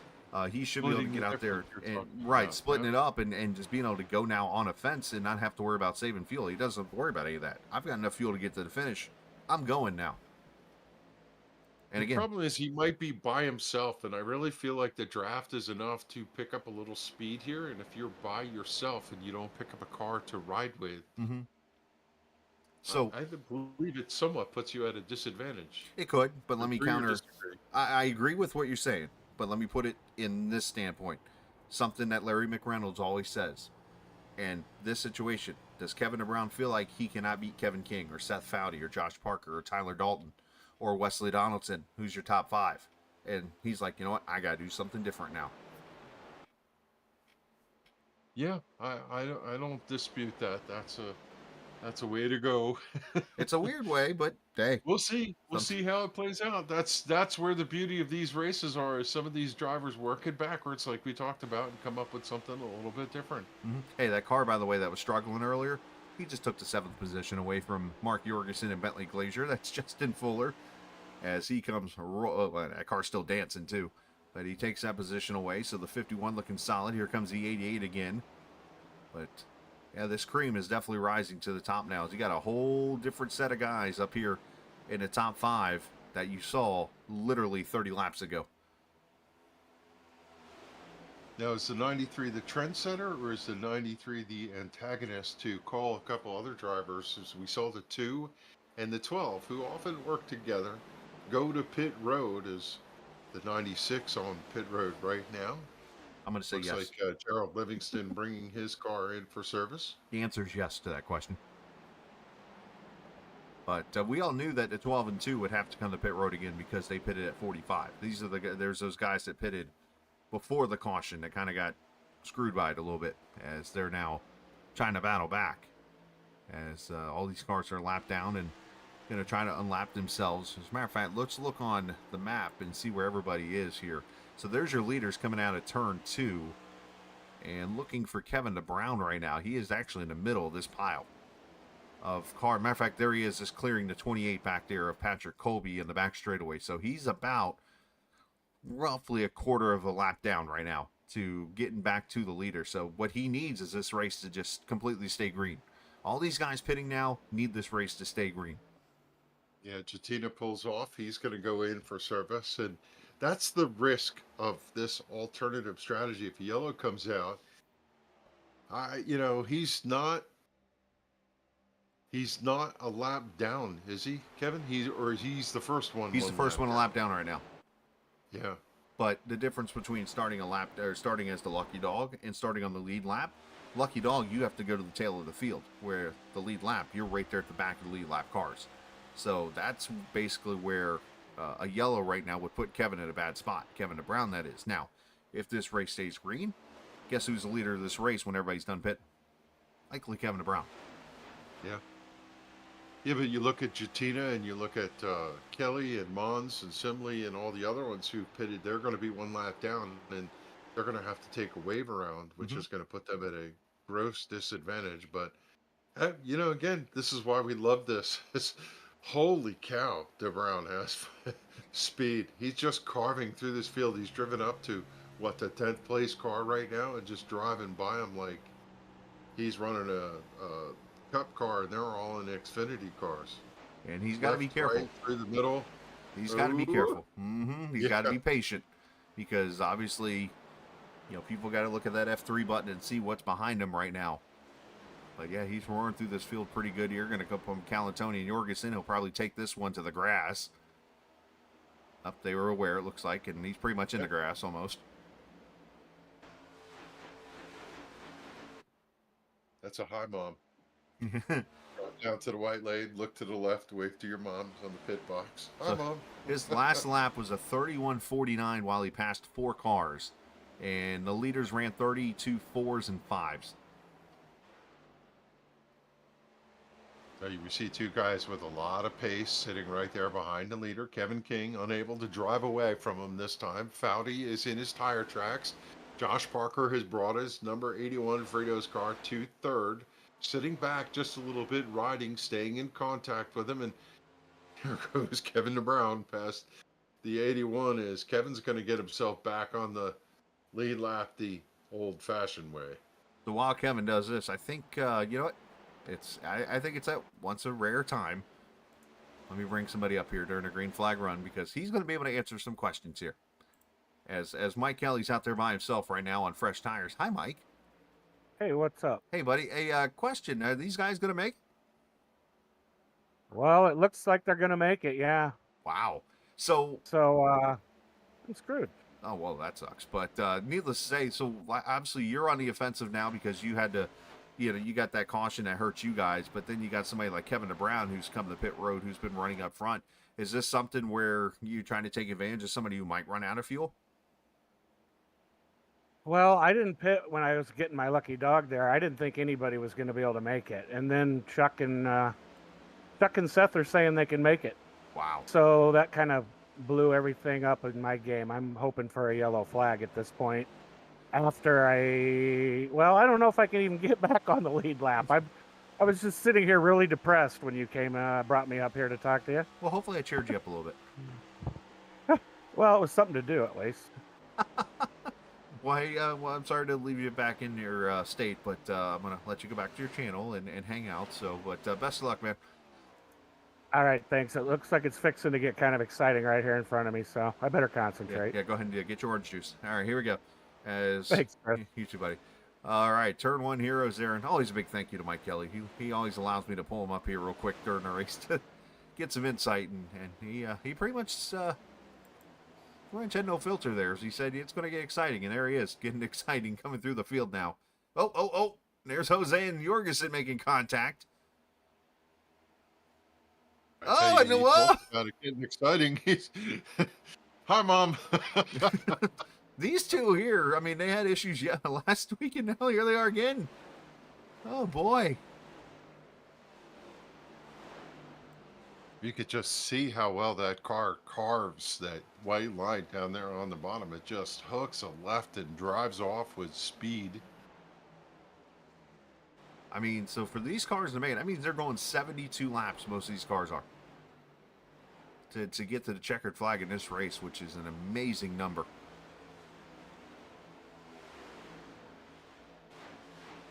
I see the 19 sitting right there behind these top cars just kind of riding, and I think anybody knows what the fuel mileage possibilities are. It's Tyler Dalton. He's like a human computer when it comes to that stuff.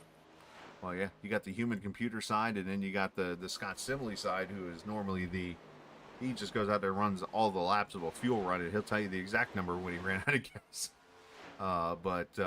Yeah, this is interesting. This has made this race very fun to watch, obviously, as every race in Sim500 is fun to watch. But we do got to step away and pay a bill here real quick. We'll come back and get you to the finish of this race from Vegas as you're watching Sim500, the NC811.org Cup Series here on the Captain eSports Network.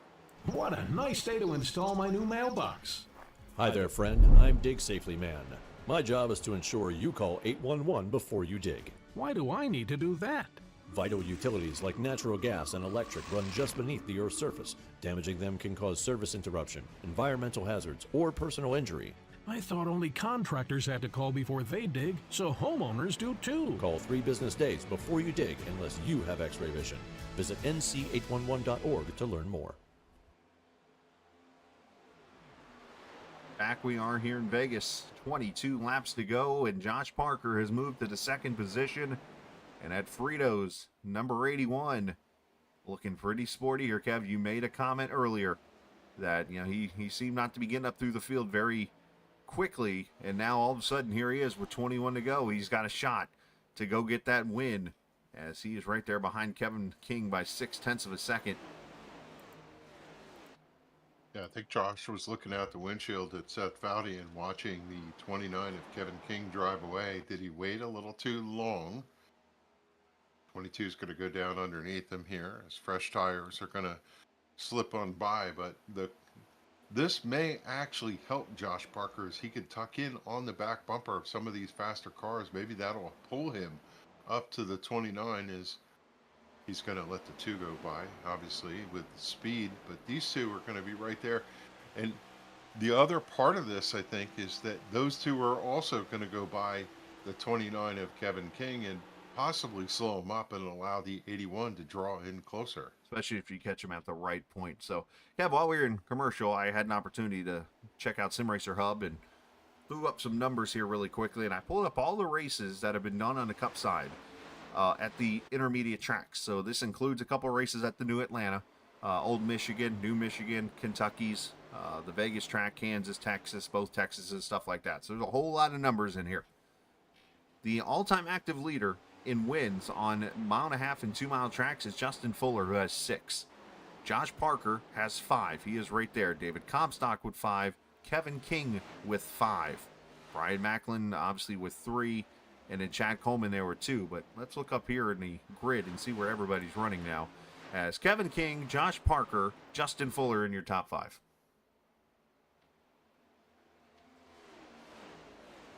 Cream rises to the top. I'm looking to see if was looking to find out where Justin Fuller's running. He's pulling in on the back bumper of Tyler Dalton, just about to make a battle for that 4th position. And I'm wondering if he has anything left in the tank to see if he can get up there and compete. The 3 cars that seem to be the strongest here tonight are the 29, the 81, and the 51. And we'll see if Kevin DeBrown, who also has a fast mount, but is a straightaway out in front of, which means almost a full racetrack behind the leaders. He needs a caution if he's going to be a part of this. So 17 laps to go. Kevin DeBrown, his times are starting to trail off, and he's only about 3/10 now, 4/10 faster than the leaders. He's coming up on Doug Sigmund and Jeff Ryan, and then after that, it is a good 6 to 7 second gap to the all of a sudden struggling Patrick Colby in the 28 car, who's fallen to 20th. And then there's EJ O'Rourke, who's back in 19th, and he's been the ultimate fuel saver here in this run. So there's a chance Kevin DeBrown gets to the top 20, but if these guys do make it on fuel, you got to think that Kevin is probably going to be pretty mad at himself for doing that kind of move, though I credit him for it because, again, you can't be the leader if you don't try something different, but I think it comes back to the knowledge, too, in this situation. If you knew that there was a chance these guys were making it to the checker, I think you almost couldn't make that move to pit for fuel. But again, darn if you do, darn if you don't, right? It's like if's the 2-letter word as big as the world is, my stepmom used to always tell me. Yeah, Kevin comes in here 3rd in points, trailing Kevin King and Mike Kelly. And, you know, from a strategy standpoint, I guess he's got a little ground to play with that. Hard to say. You know, we're not done possibly with cautions. We've only had 2 cautions here for 7 laps. So it is possible we'll see a late run caution. 2 is the number. I always think that's the number for this racetrack. Yeah, 2 or 3. I mean, I mentioned the anomaly of that one race in 2022 that saw 14 cautions. Other than that, we've had no more than 4 in the last, 4 years almost. So the cautions here very rarely happen. As a matter of fact, I think I can look at the Xfinity number really quickly on Sundays, but I think they've gone a few races here at Vegas caution free. So it's one of those tracks that this series knows very well, and the drivers adapt to it, and they put on a good show each and every time they come here, no matter what the car or truck is. So an interesting dynamic occurred. The 2 and the 22 moved around the 81, pulled him up to the 29, then went around the 29, and when King got in, he tucked in their slipstream and was able to drive out, and now he's a full 2 seconds over Josh Parker, and his lead is increasing, very similar to what we saw in the first go-round. And now the question is, well, it almost looks like he's leaving them to race for second. Parker in second. Foudy is still there, running the high line, I might add. So is Dalton, so is Fuller, so is Donaldson's. You know, those cars still run within contact of each other. And don't look now, but back there in the 7th position is the March winner, Anthony Calantoni, and he might have a little something to say about this as the race moves on. Now, I don't want to be the guy that spoils things here, but I do got to speak the facts where I see the facts, okay? That's the job as a broadcaster here. But this race, remember back in the spring, only had a couple of cautions. As I look back here really quickly, in that race, he only had 3 cautions. Anthony Calantoni won that race with 2 tires with Tyler Dalton, passing Kevin King, who dominated. There was a late caution that led to overtime in that race after a long green flag run. I'm not saying lightning can strike twice here, but anything can happen here in the next 10 laps. I don't want any bad juju or anything like that. I'm not that kind of guy. I just have to speak the facts where I see them. Yeah, right now everybody's kind of conveyor belt racing. We do see some of the drivers who went in for tires. For example, Joey Chatina running 29th. He just moved underneath Mark Jorgensen Jr. and now he slides underneath the ninth place car, Jason Karlovaj. These are really the only cars moving forward. Everybody else is kind of maintaining status quo as Bowdy and Dalton are together again. We Dalton just talked passed about him. the Yeah. irony of drivers who've had a little tay-to-tay lately, and here they are running nose to tail one more time. Dalton made a nice move on the outside lane, got around the 11 car, and yeah, you never know when things could happen. Now, do I know Seth to be a guy that will take somebody out on purpose? No, but I've never, again, don't know Seth that well, other than the couple times we chat, and he seems like a nice guy. So I'm gonna leave it at that. But anything can happen when you put a helmet on. Like who is it? I forget who said the quote, but somebody said once, I guess when a race car driver puts the helmet on, he becomes a totally different person or something, or is like he loses his brain or something. I forget the quote, but it makes total sense. Yeah. I think there's one driver looking for the checkered flag right now. That's Wesley Donaldson. Wesley comes in 14th in points. He had slipped down a little bit after last week, and right now he could use a solid top 5 from a points standpoint, and I'm not sure if he's done yet. He's in 5th right now. He does look like he's slowly closing in on 2nd, 3rd, and 4th.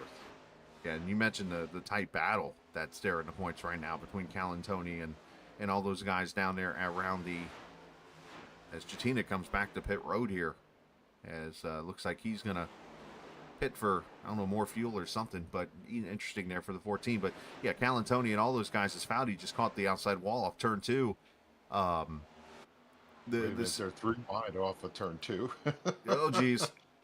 Karlovaj, Calantoni, and Jorgensen racing hard here. Oh, yeah. That's going to bring Coleman into this. But I was just saying, those guys are all tight in the battle there from about 10th on down in points all the way to 17th. So all these positions right here are going to mean something as we got 5 laps to go. You know you want every spot, no matter what. You're going to run it right to the finish. You're looking at a guy in front of you and going, I can get it before we're done. Yeah, and sometimes just seeing the person changes your perspective. The one you're not seeing is Kevin King. He's gone. He's gone. He has set sail. He is out right now. He's got a 3.7 second lead in building over Josh Parker sitting in 2nd. And he's actually coming to the back of a couple cars running in front of him, including the 2 of Mike Kelly, who is on fresh tires, yes? Well, they've worn out more now, as everybody's times have pretty much even out now from the tire separation. Yeah. So that's the only part that's hurting right here. Is looks like everybody's tires have kind of leveled off, if you will. But we have pitted on lap 62, and Kelly pitted on lap 97. 2 laps to go next time by, and we have got a 3-car battle for second here. As Parker trying to hold off Dalton, who goes to the outside in this 19 car. And Seth Foudy right there hovering. And Dalton's going to make the move there on the top side. Great pass. Yeah, Foudy's going to push the 81 down the back straightaway. You have to wonder if the 81 ran some of his tires off trying to stay with Kevin King, and now he's going to pay the price as Parker trying to hold off Foudy with a little bit of space gained off of turn 4 to cross the start-finish line, cementing a possible second place finish as it looks here for the 19 of Tyler Dalton. As King just wants to get back to the white flag, as I'm sure March is flashing through his mind again as he goes through turn 3 and 4 here,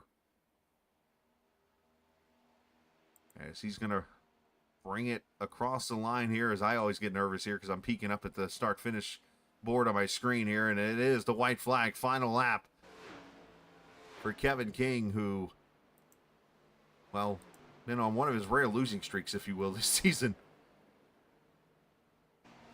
Wow, we're gonna get to talk to new 3rd place finisher here, maybe even 2nd, as he has turned it up as King rolls for the last time through turns 3 and 4, cruising to the victory here at Las Vegas and cashing in his chips. Kevin King is going to win the round. 13th win of the season as the points leader King extends his lead in another win and revenge at Las Vegas. As Kevin scores the win. And Tyler Dalton going to get second. Wesley Donaldson going to finish third. Did Foudy stumble on fuel? Yeah, I'm telling you that 91 turned up the wick in those last 5 laps. He was shot out of a cannon and moved around those guys to third. And he was tagging on the back of the 19. If he had another lap, he might have been able to get to him. Parker ends up fourth. Foudy ends up fifth. As King will celebrate another win here in Vegas. And you look at the championship drivers, King, Dalton, Donaldson, Parker, all of the top 5 run. Justin Fuller came back to 6. And then you would go back to Van Schaik and Coleman in the top 10. Everybody else out in the back, 15th or so, as the RevGrips.com number 29 burns them down on the front straightaway. So some drivers at the beginning of the night, they had a goal and it's mission accomplished, and others leaving here tonight thinking, how did it go wrong, or what could I have done differently? And by the way, EJ O'Rourke finished 18th. Watching the pass here from Wesley Donaldson. He goes flying around Seth Foudy in turn 3 and 4. And then comes back to the white flag here and has such a great run. And just goes flying right on around Parker. As I wonder if Josh was maybe saving a little bit here to get back to the finish line. But wow, great job by Wesley there, obviously finishing. But King is towed back to pit road, and after his burnout is done, is we look at the finishing order here tonight as 7 of the top 10 playoff drivers as Kevin King goes to victory lane here tonight. 13th win for him this season as he continues his dominant efforts. Tyler Dalton second, Wesley Donaldson third, Josh Parker fourth, Seth Foudy finishes fifth, Fuller sixth, Carl Lavage seventh, Mark Jorgensen gets a great finish in eighth. Charles Van Schaik backs up his runner-up in Charlotte with a ninth, and Chad Coleman 10th. Bentley Glazier 11th, Joy Woods 12th, David Comstock 13th, Anthony Calantoni 14th, and Jose Gonzalez finishes in the 15th position. 16th goes to Bobby Wetzel, Tommy Ryan 17th, EJ O'Rourke 18th, Randy Oakham 19th, and Patrick Colby 20th.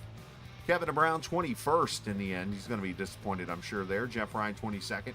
Nelson Rivera 23rd. Mike Kelly, unfortunately, 24th for him. Justin Mons 25th. Simley 26th. Gerald Livingston 27th. Doug Sigmund 28th. Eric Arnold 29th. And Robert Friery in 30th. Chatina 31st. Brian Wortman 32nd. Medina and Sam Edwards, your 34 finishers here. You know, I can't help but think here for a second before we talk to the winner in our top 3 finishers here, Kev. Our last race of the season, and oh, by the way, 2 other races still left this season, so 3 altogether, are on 1.5-mile tracks. So you got to wonder how much this race right here affected the mindset of somebody like a Mike Kelly and a Kevin DeBrown, knowing that they tried something that potentially might have a similar scenario come up later in these races again. We talked about the sister track of Kansas, but Chicagoland is almost identical to this racetrack, and you could bet the drivers who chose one strategy here tonight that didn't work for them will take that knowledge into round number 35 when we get to Chicago in November, and remember that they don't want to do that again. No, not at all. All right, let's talk to our top 3 finishers.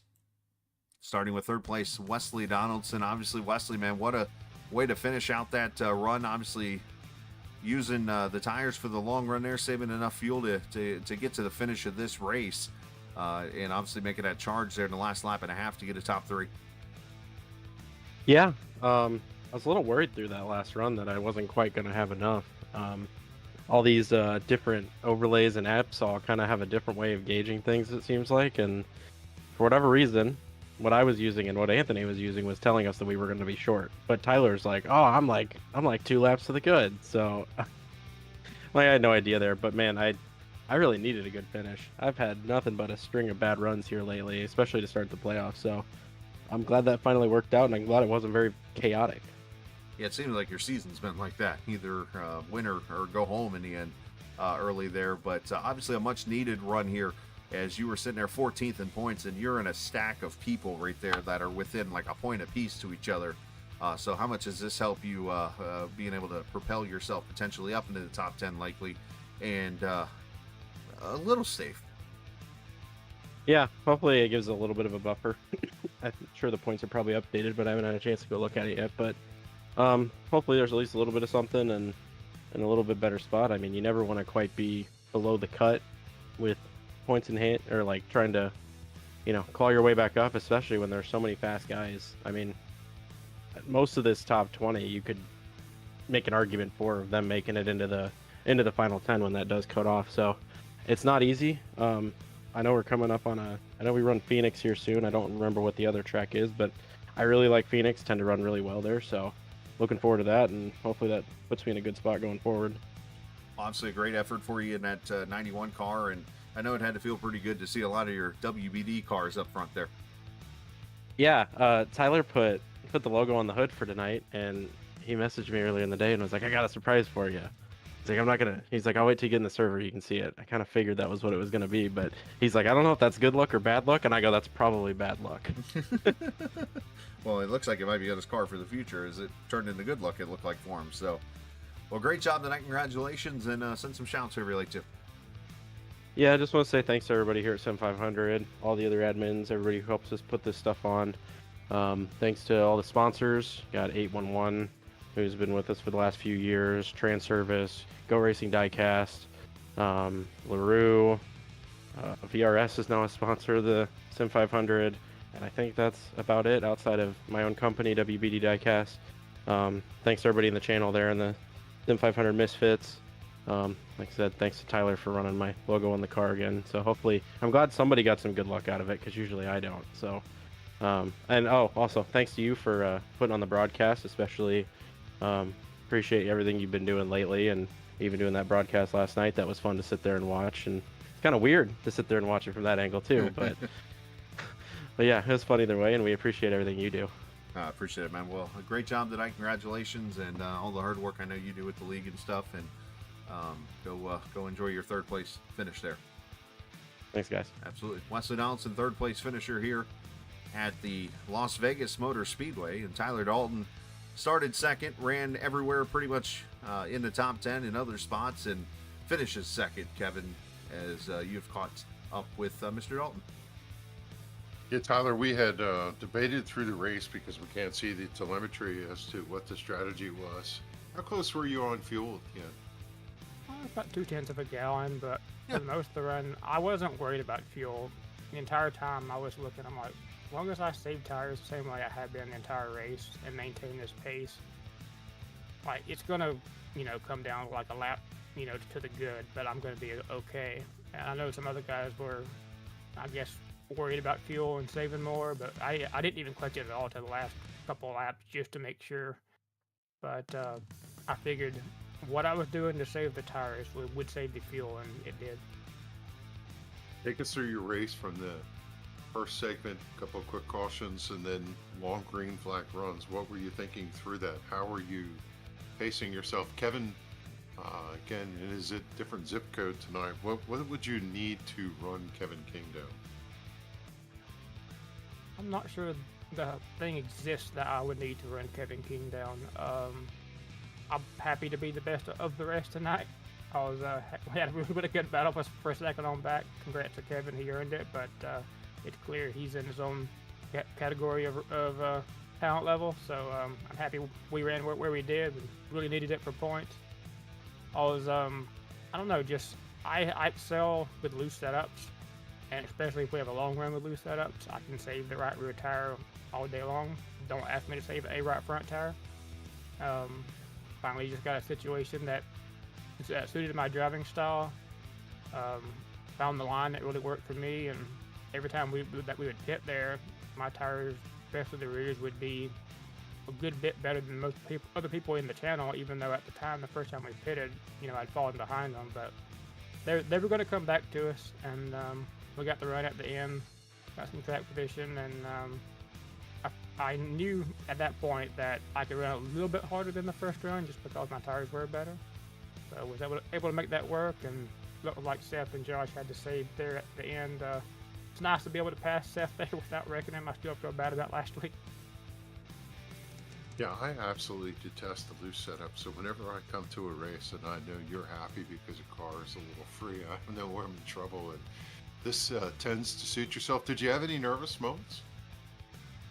Honestly, no. I know a lot of guys out there swatting flies, but I think maybe the first time in one of these really loose races where I was just taking it easy. There was a few times people got together in front of us. That was a little bit nerve-wracking, but for the most part, I was able to keep the tires happy, and that was able to let us run back down the guys that maybe used theirs up a little bit. I know you pay attention to everybody else. Last commentary is you must have saw the 93 go to pit road to 2, the 22, and others doing that alternate strategy. Do you think they had a way to play this, or were you ever tempted to consider an alternative strategy? Considering I was going to one-stop it under green if we hadn't had the caution, I figured they were screwed. Pretty much ran the numbers and just didn't see any way that was going to work. Obviously, Kevin ran it really hard early on. He didn't care about fuel or tires there. He probably underfueled it, which allowed him to run it a little harder. That's probably what a few of those guys did. But maybe when that filled it up, you couldn't run that hard, or you would kill the tires. But yeah, the only time I was a little bit nervous was I was going to be happy just to finish 4th. I saw Fuller catching me. And that's when I picked the pace up a little bit, and when I did, he tried to pick up a pace to match me, and I think got loose a few times, so that let us get a little bit of a buffer on him, and at that point it was just, okay, let's just get, right where we are, and then Seth and Parker came back to us, and we were able to maintain there in second. Yeah, it was a good night, Tyler. We've seen you have a strong season. You were leading the points and up top of the points early in the season, and here you are back in that position as we head to championship round. So congratulations on an outstanding run here tonight. And anybody you want to say hello to, give a shout out to? Yeah, I just want to say, I guess it was a good luck term. We put WBD diecast and trim service on the hood tonight. So thanks to some of our other good sponsors we have here in the league. And I guess that was good luck because I managed to finish second and Wesley finished third. So hopefully we can keep that luck going on. I knew I was going to have some good runs on the first part of this playoffs because Richmond and Phoenix are not two of my favorite tracks. So hopefully we'll build up enough buffer with these last two 5th and 2nd place finishes that will be okay for the next round of the playoffs. Thank y'all for putting on the broadcast. There you go. Congratulations on the pole too, by the way. Second. Close. All right.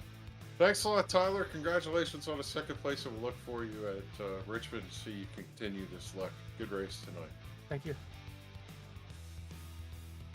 So Tyler Dalton finishing in the 2nd position there. Appreciate Kevin, obviously, with the interview there with Tyler, who started 2nd and finished 2nd, and the guy that started 1st and finished 1st tonight was Kevin King, who obviously returns to victory lane here for the first time in the playoffs. Obviously, the super speedway anomaly, and last week, unfortunately, just tire strategy and some cautions here and there threw everything off a little bit there for you. But obviously, to come back tonight and go to victory lane, not to mention the whole March thing, obviously a little payback there, but another great win for you in the win column tonight.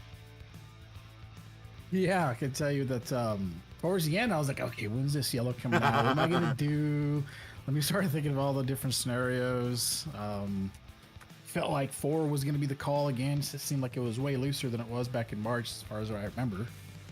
But yeah, I was saving fuel that entire run until like around 20 to go.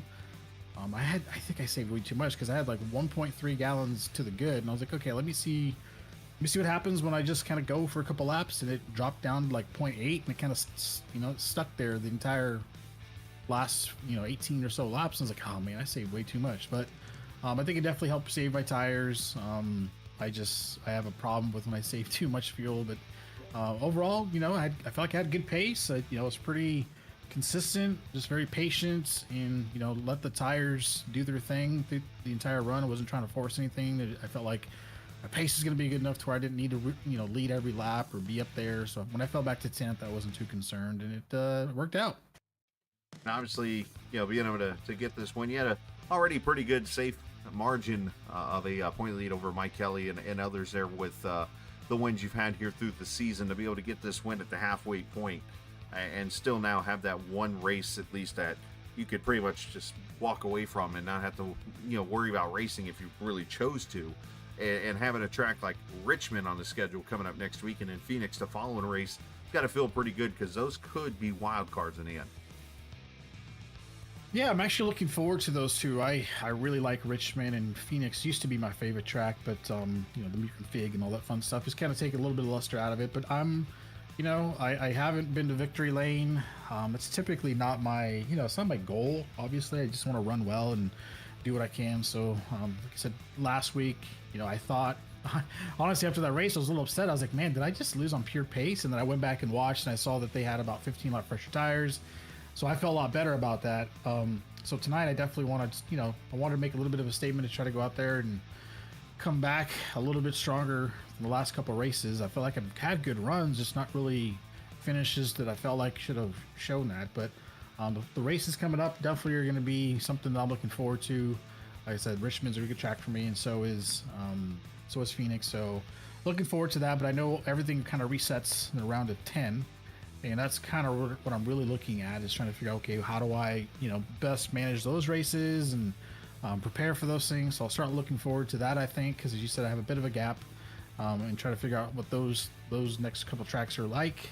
That way, when I go into round 10, hopefully, if I make it all the way through, I'll have, pretty good preparedness going into that section of races.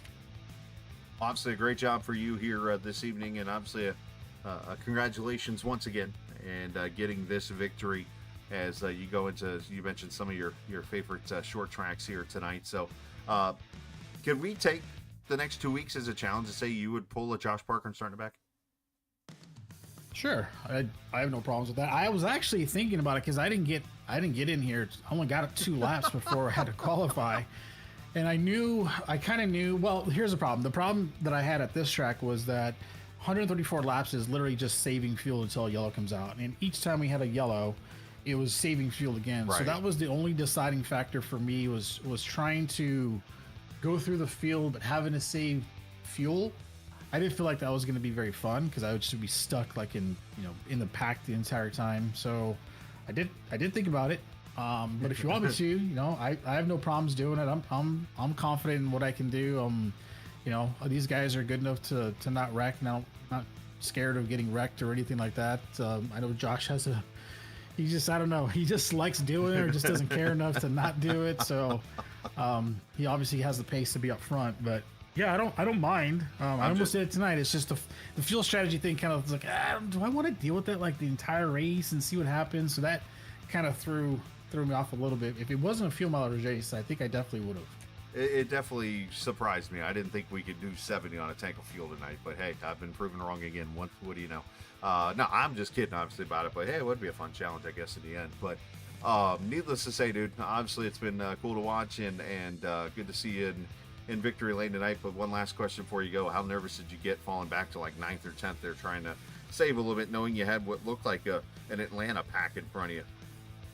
Yeah, it's the high line. The high line is kind of nutty here, especially when people want to go. And I really just had to not pay attention too much to what was going around me, because there's always a couple guys that really just take off and they have like a 2-second lead, and some people get caught up in that, like, okay, I got to chase that guy like a rabbit, and next thing you know, you burn up your tires. So I knew, if we had 15-20 laps, they'd come back.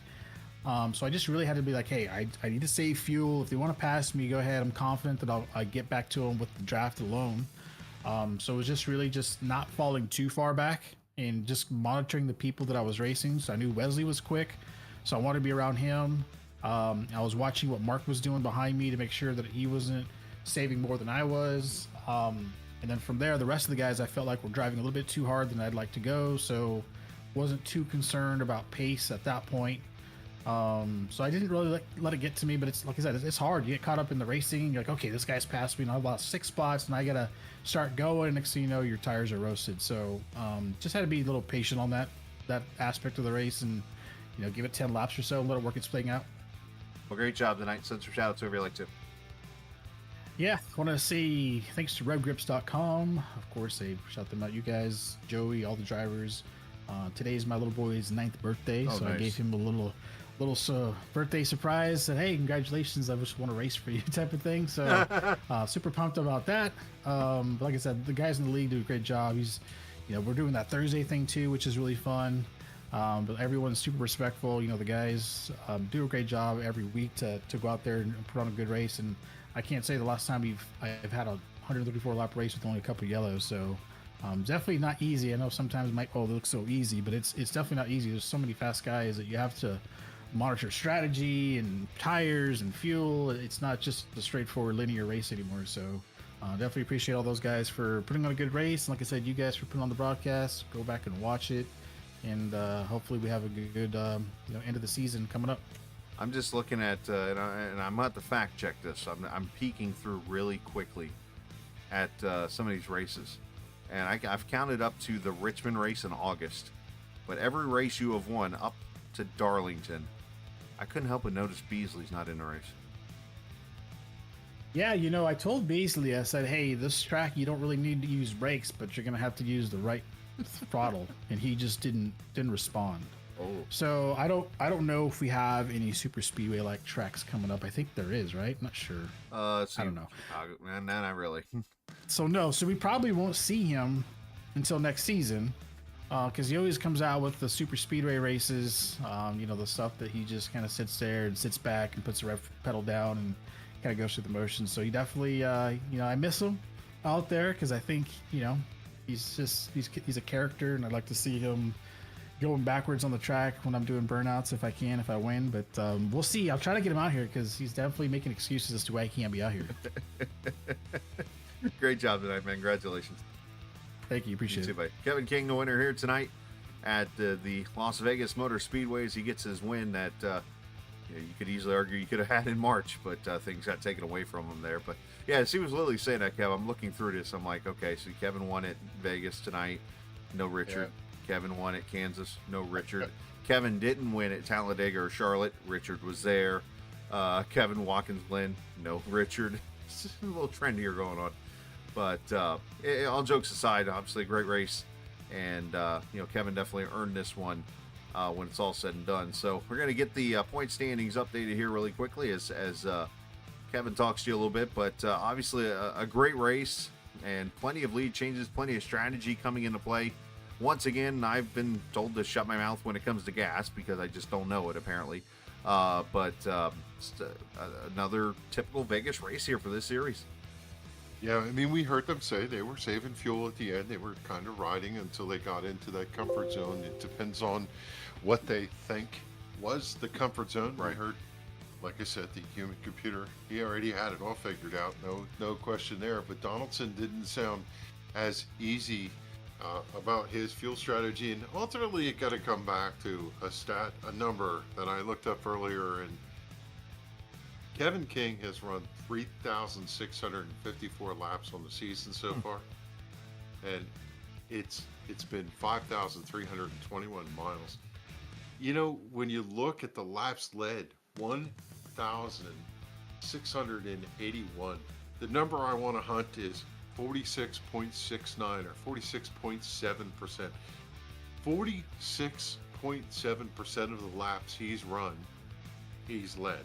That's an astonishing figure when you look at the strength of the competition we're running against. To talk about a number that shows how dominant Kevin has been, when he gets out front and set sails like he did tonight, untouchable. He's just gone. And, it's bad news for these guys when he says he loves Richmond coming into next week in Phoenix. But I don't know. I start to see some of these drivers. Josh Parker showed me a little something here tonight. He talked about it earlier this year. Just kind of put that salvo up, pointed at the left fence like Babe Ruth and called it. He said come championship season, he was going to be a player, and he showed up tonight. He was there.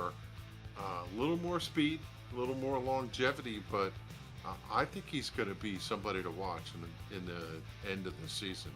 He is going to be, and that's a great stat, and I'm actually updating it right now to see where that number's become there, going off of what you said there from, obviously from Sim Racer Hub. Fantastic stat. But right now, let's get you to points as we go to Richmond next way, as the old Travis Tritt song once said, it's a long way to Richmond driving north on 95. Kevin King leads by 56 over Justin Fuller, who's now up to second. Tyler Dalton to third. Kevin Brown to fourth. Josh Parker to fifth. Wesley Donaldson jumps 6 spots to 8th. Mike Kelly falls 5 to 7th. Mons falls 6 out to 11th now officially. And we look now down there at that 10th position right now. We have 4 guys within 1 point. Yeah. 5 guys within 2 points. If you want to add Chad Coleman, you've got 6 guys within 5 points of each other. It's getting tighter at the top, or at the middle there, at the cutoff spot. Every position is going to matter. No margin for error. These guys have got to have clean races the next couple months. That's just... And we're going to a short track. Yeah. Which, by the way, in the Xfinity side of things, had the biggest wreck, or one of the biggest wrecks in this series history back earlier this season. So anything can happen. I don't know what else to say. It's going to be wild. Checking your numbers here really quickly. For some reason, I had the numbers all wrong tonight. This is Kevin King's 16th win tonight. I don't know why I said 13 earlier, but I must have misread it or something. Or maybe it had to do with speedways or something. I don't know. But anyways, 16 wins here this season, not 13. And going back to your number really quickly, it is still 46% as in laps led. So yeah, that's a crazy number. But I said 13, 16 wins. Sweet 16 for Kevin King in 27 starts here this season. So out of the 29, he's won 16. That is just incredible. Well, no, that's out of 27. He's won 16. 25 have counted.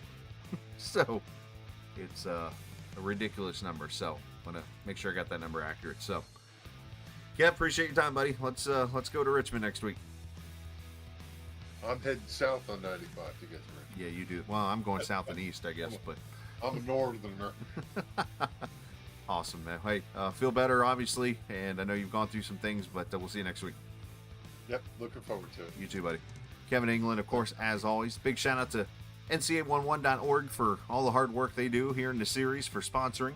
Big shout out to, obviously, Joey Jatina and all the hard work his admins do to make this series continue on.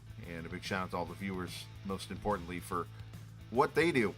And wouldn't be fun sitting there doing a stream if it wasn't for all you guys. So been a long day's work. We're off. We're gonna head to bed and we'll be back tomorrow. We're actually gonna do another double header likely if work goes well tomorrow. So we'll see how that all works out of racing starting at Indianapolis, maybe in the early or later part of the afternoon. So we'll have to see how it all transpires. But otherwise, enjoy the rest of your Monday night. And always remember, this isn't just a game. It's iRacing. See ya.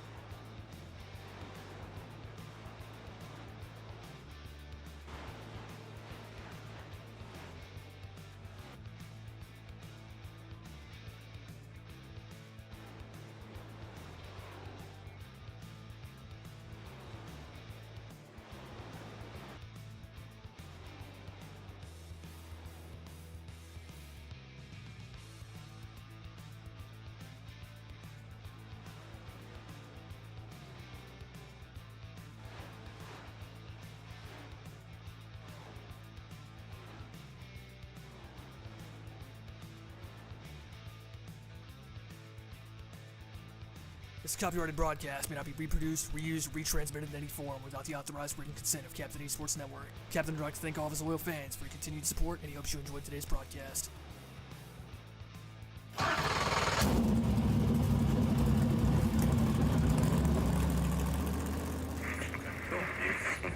The following is a special presentation.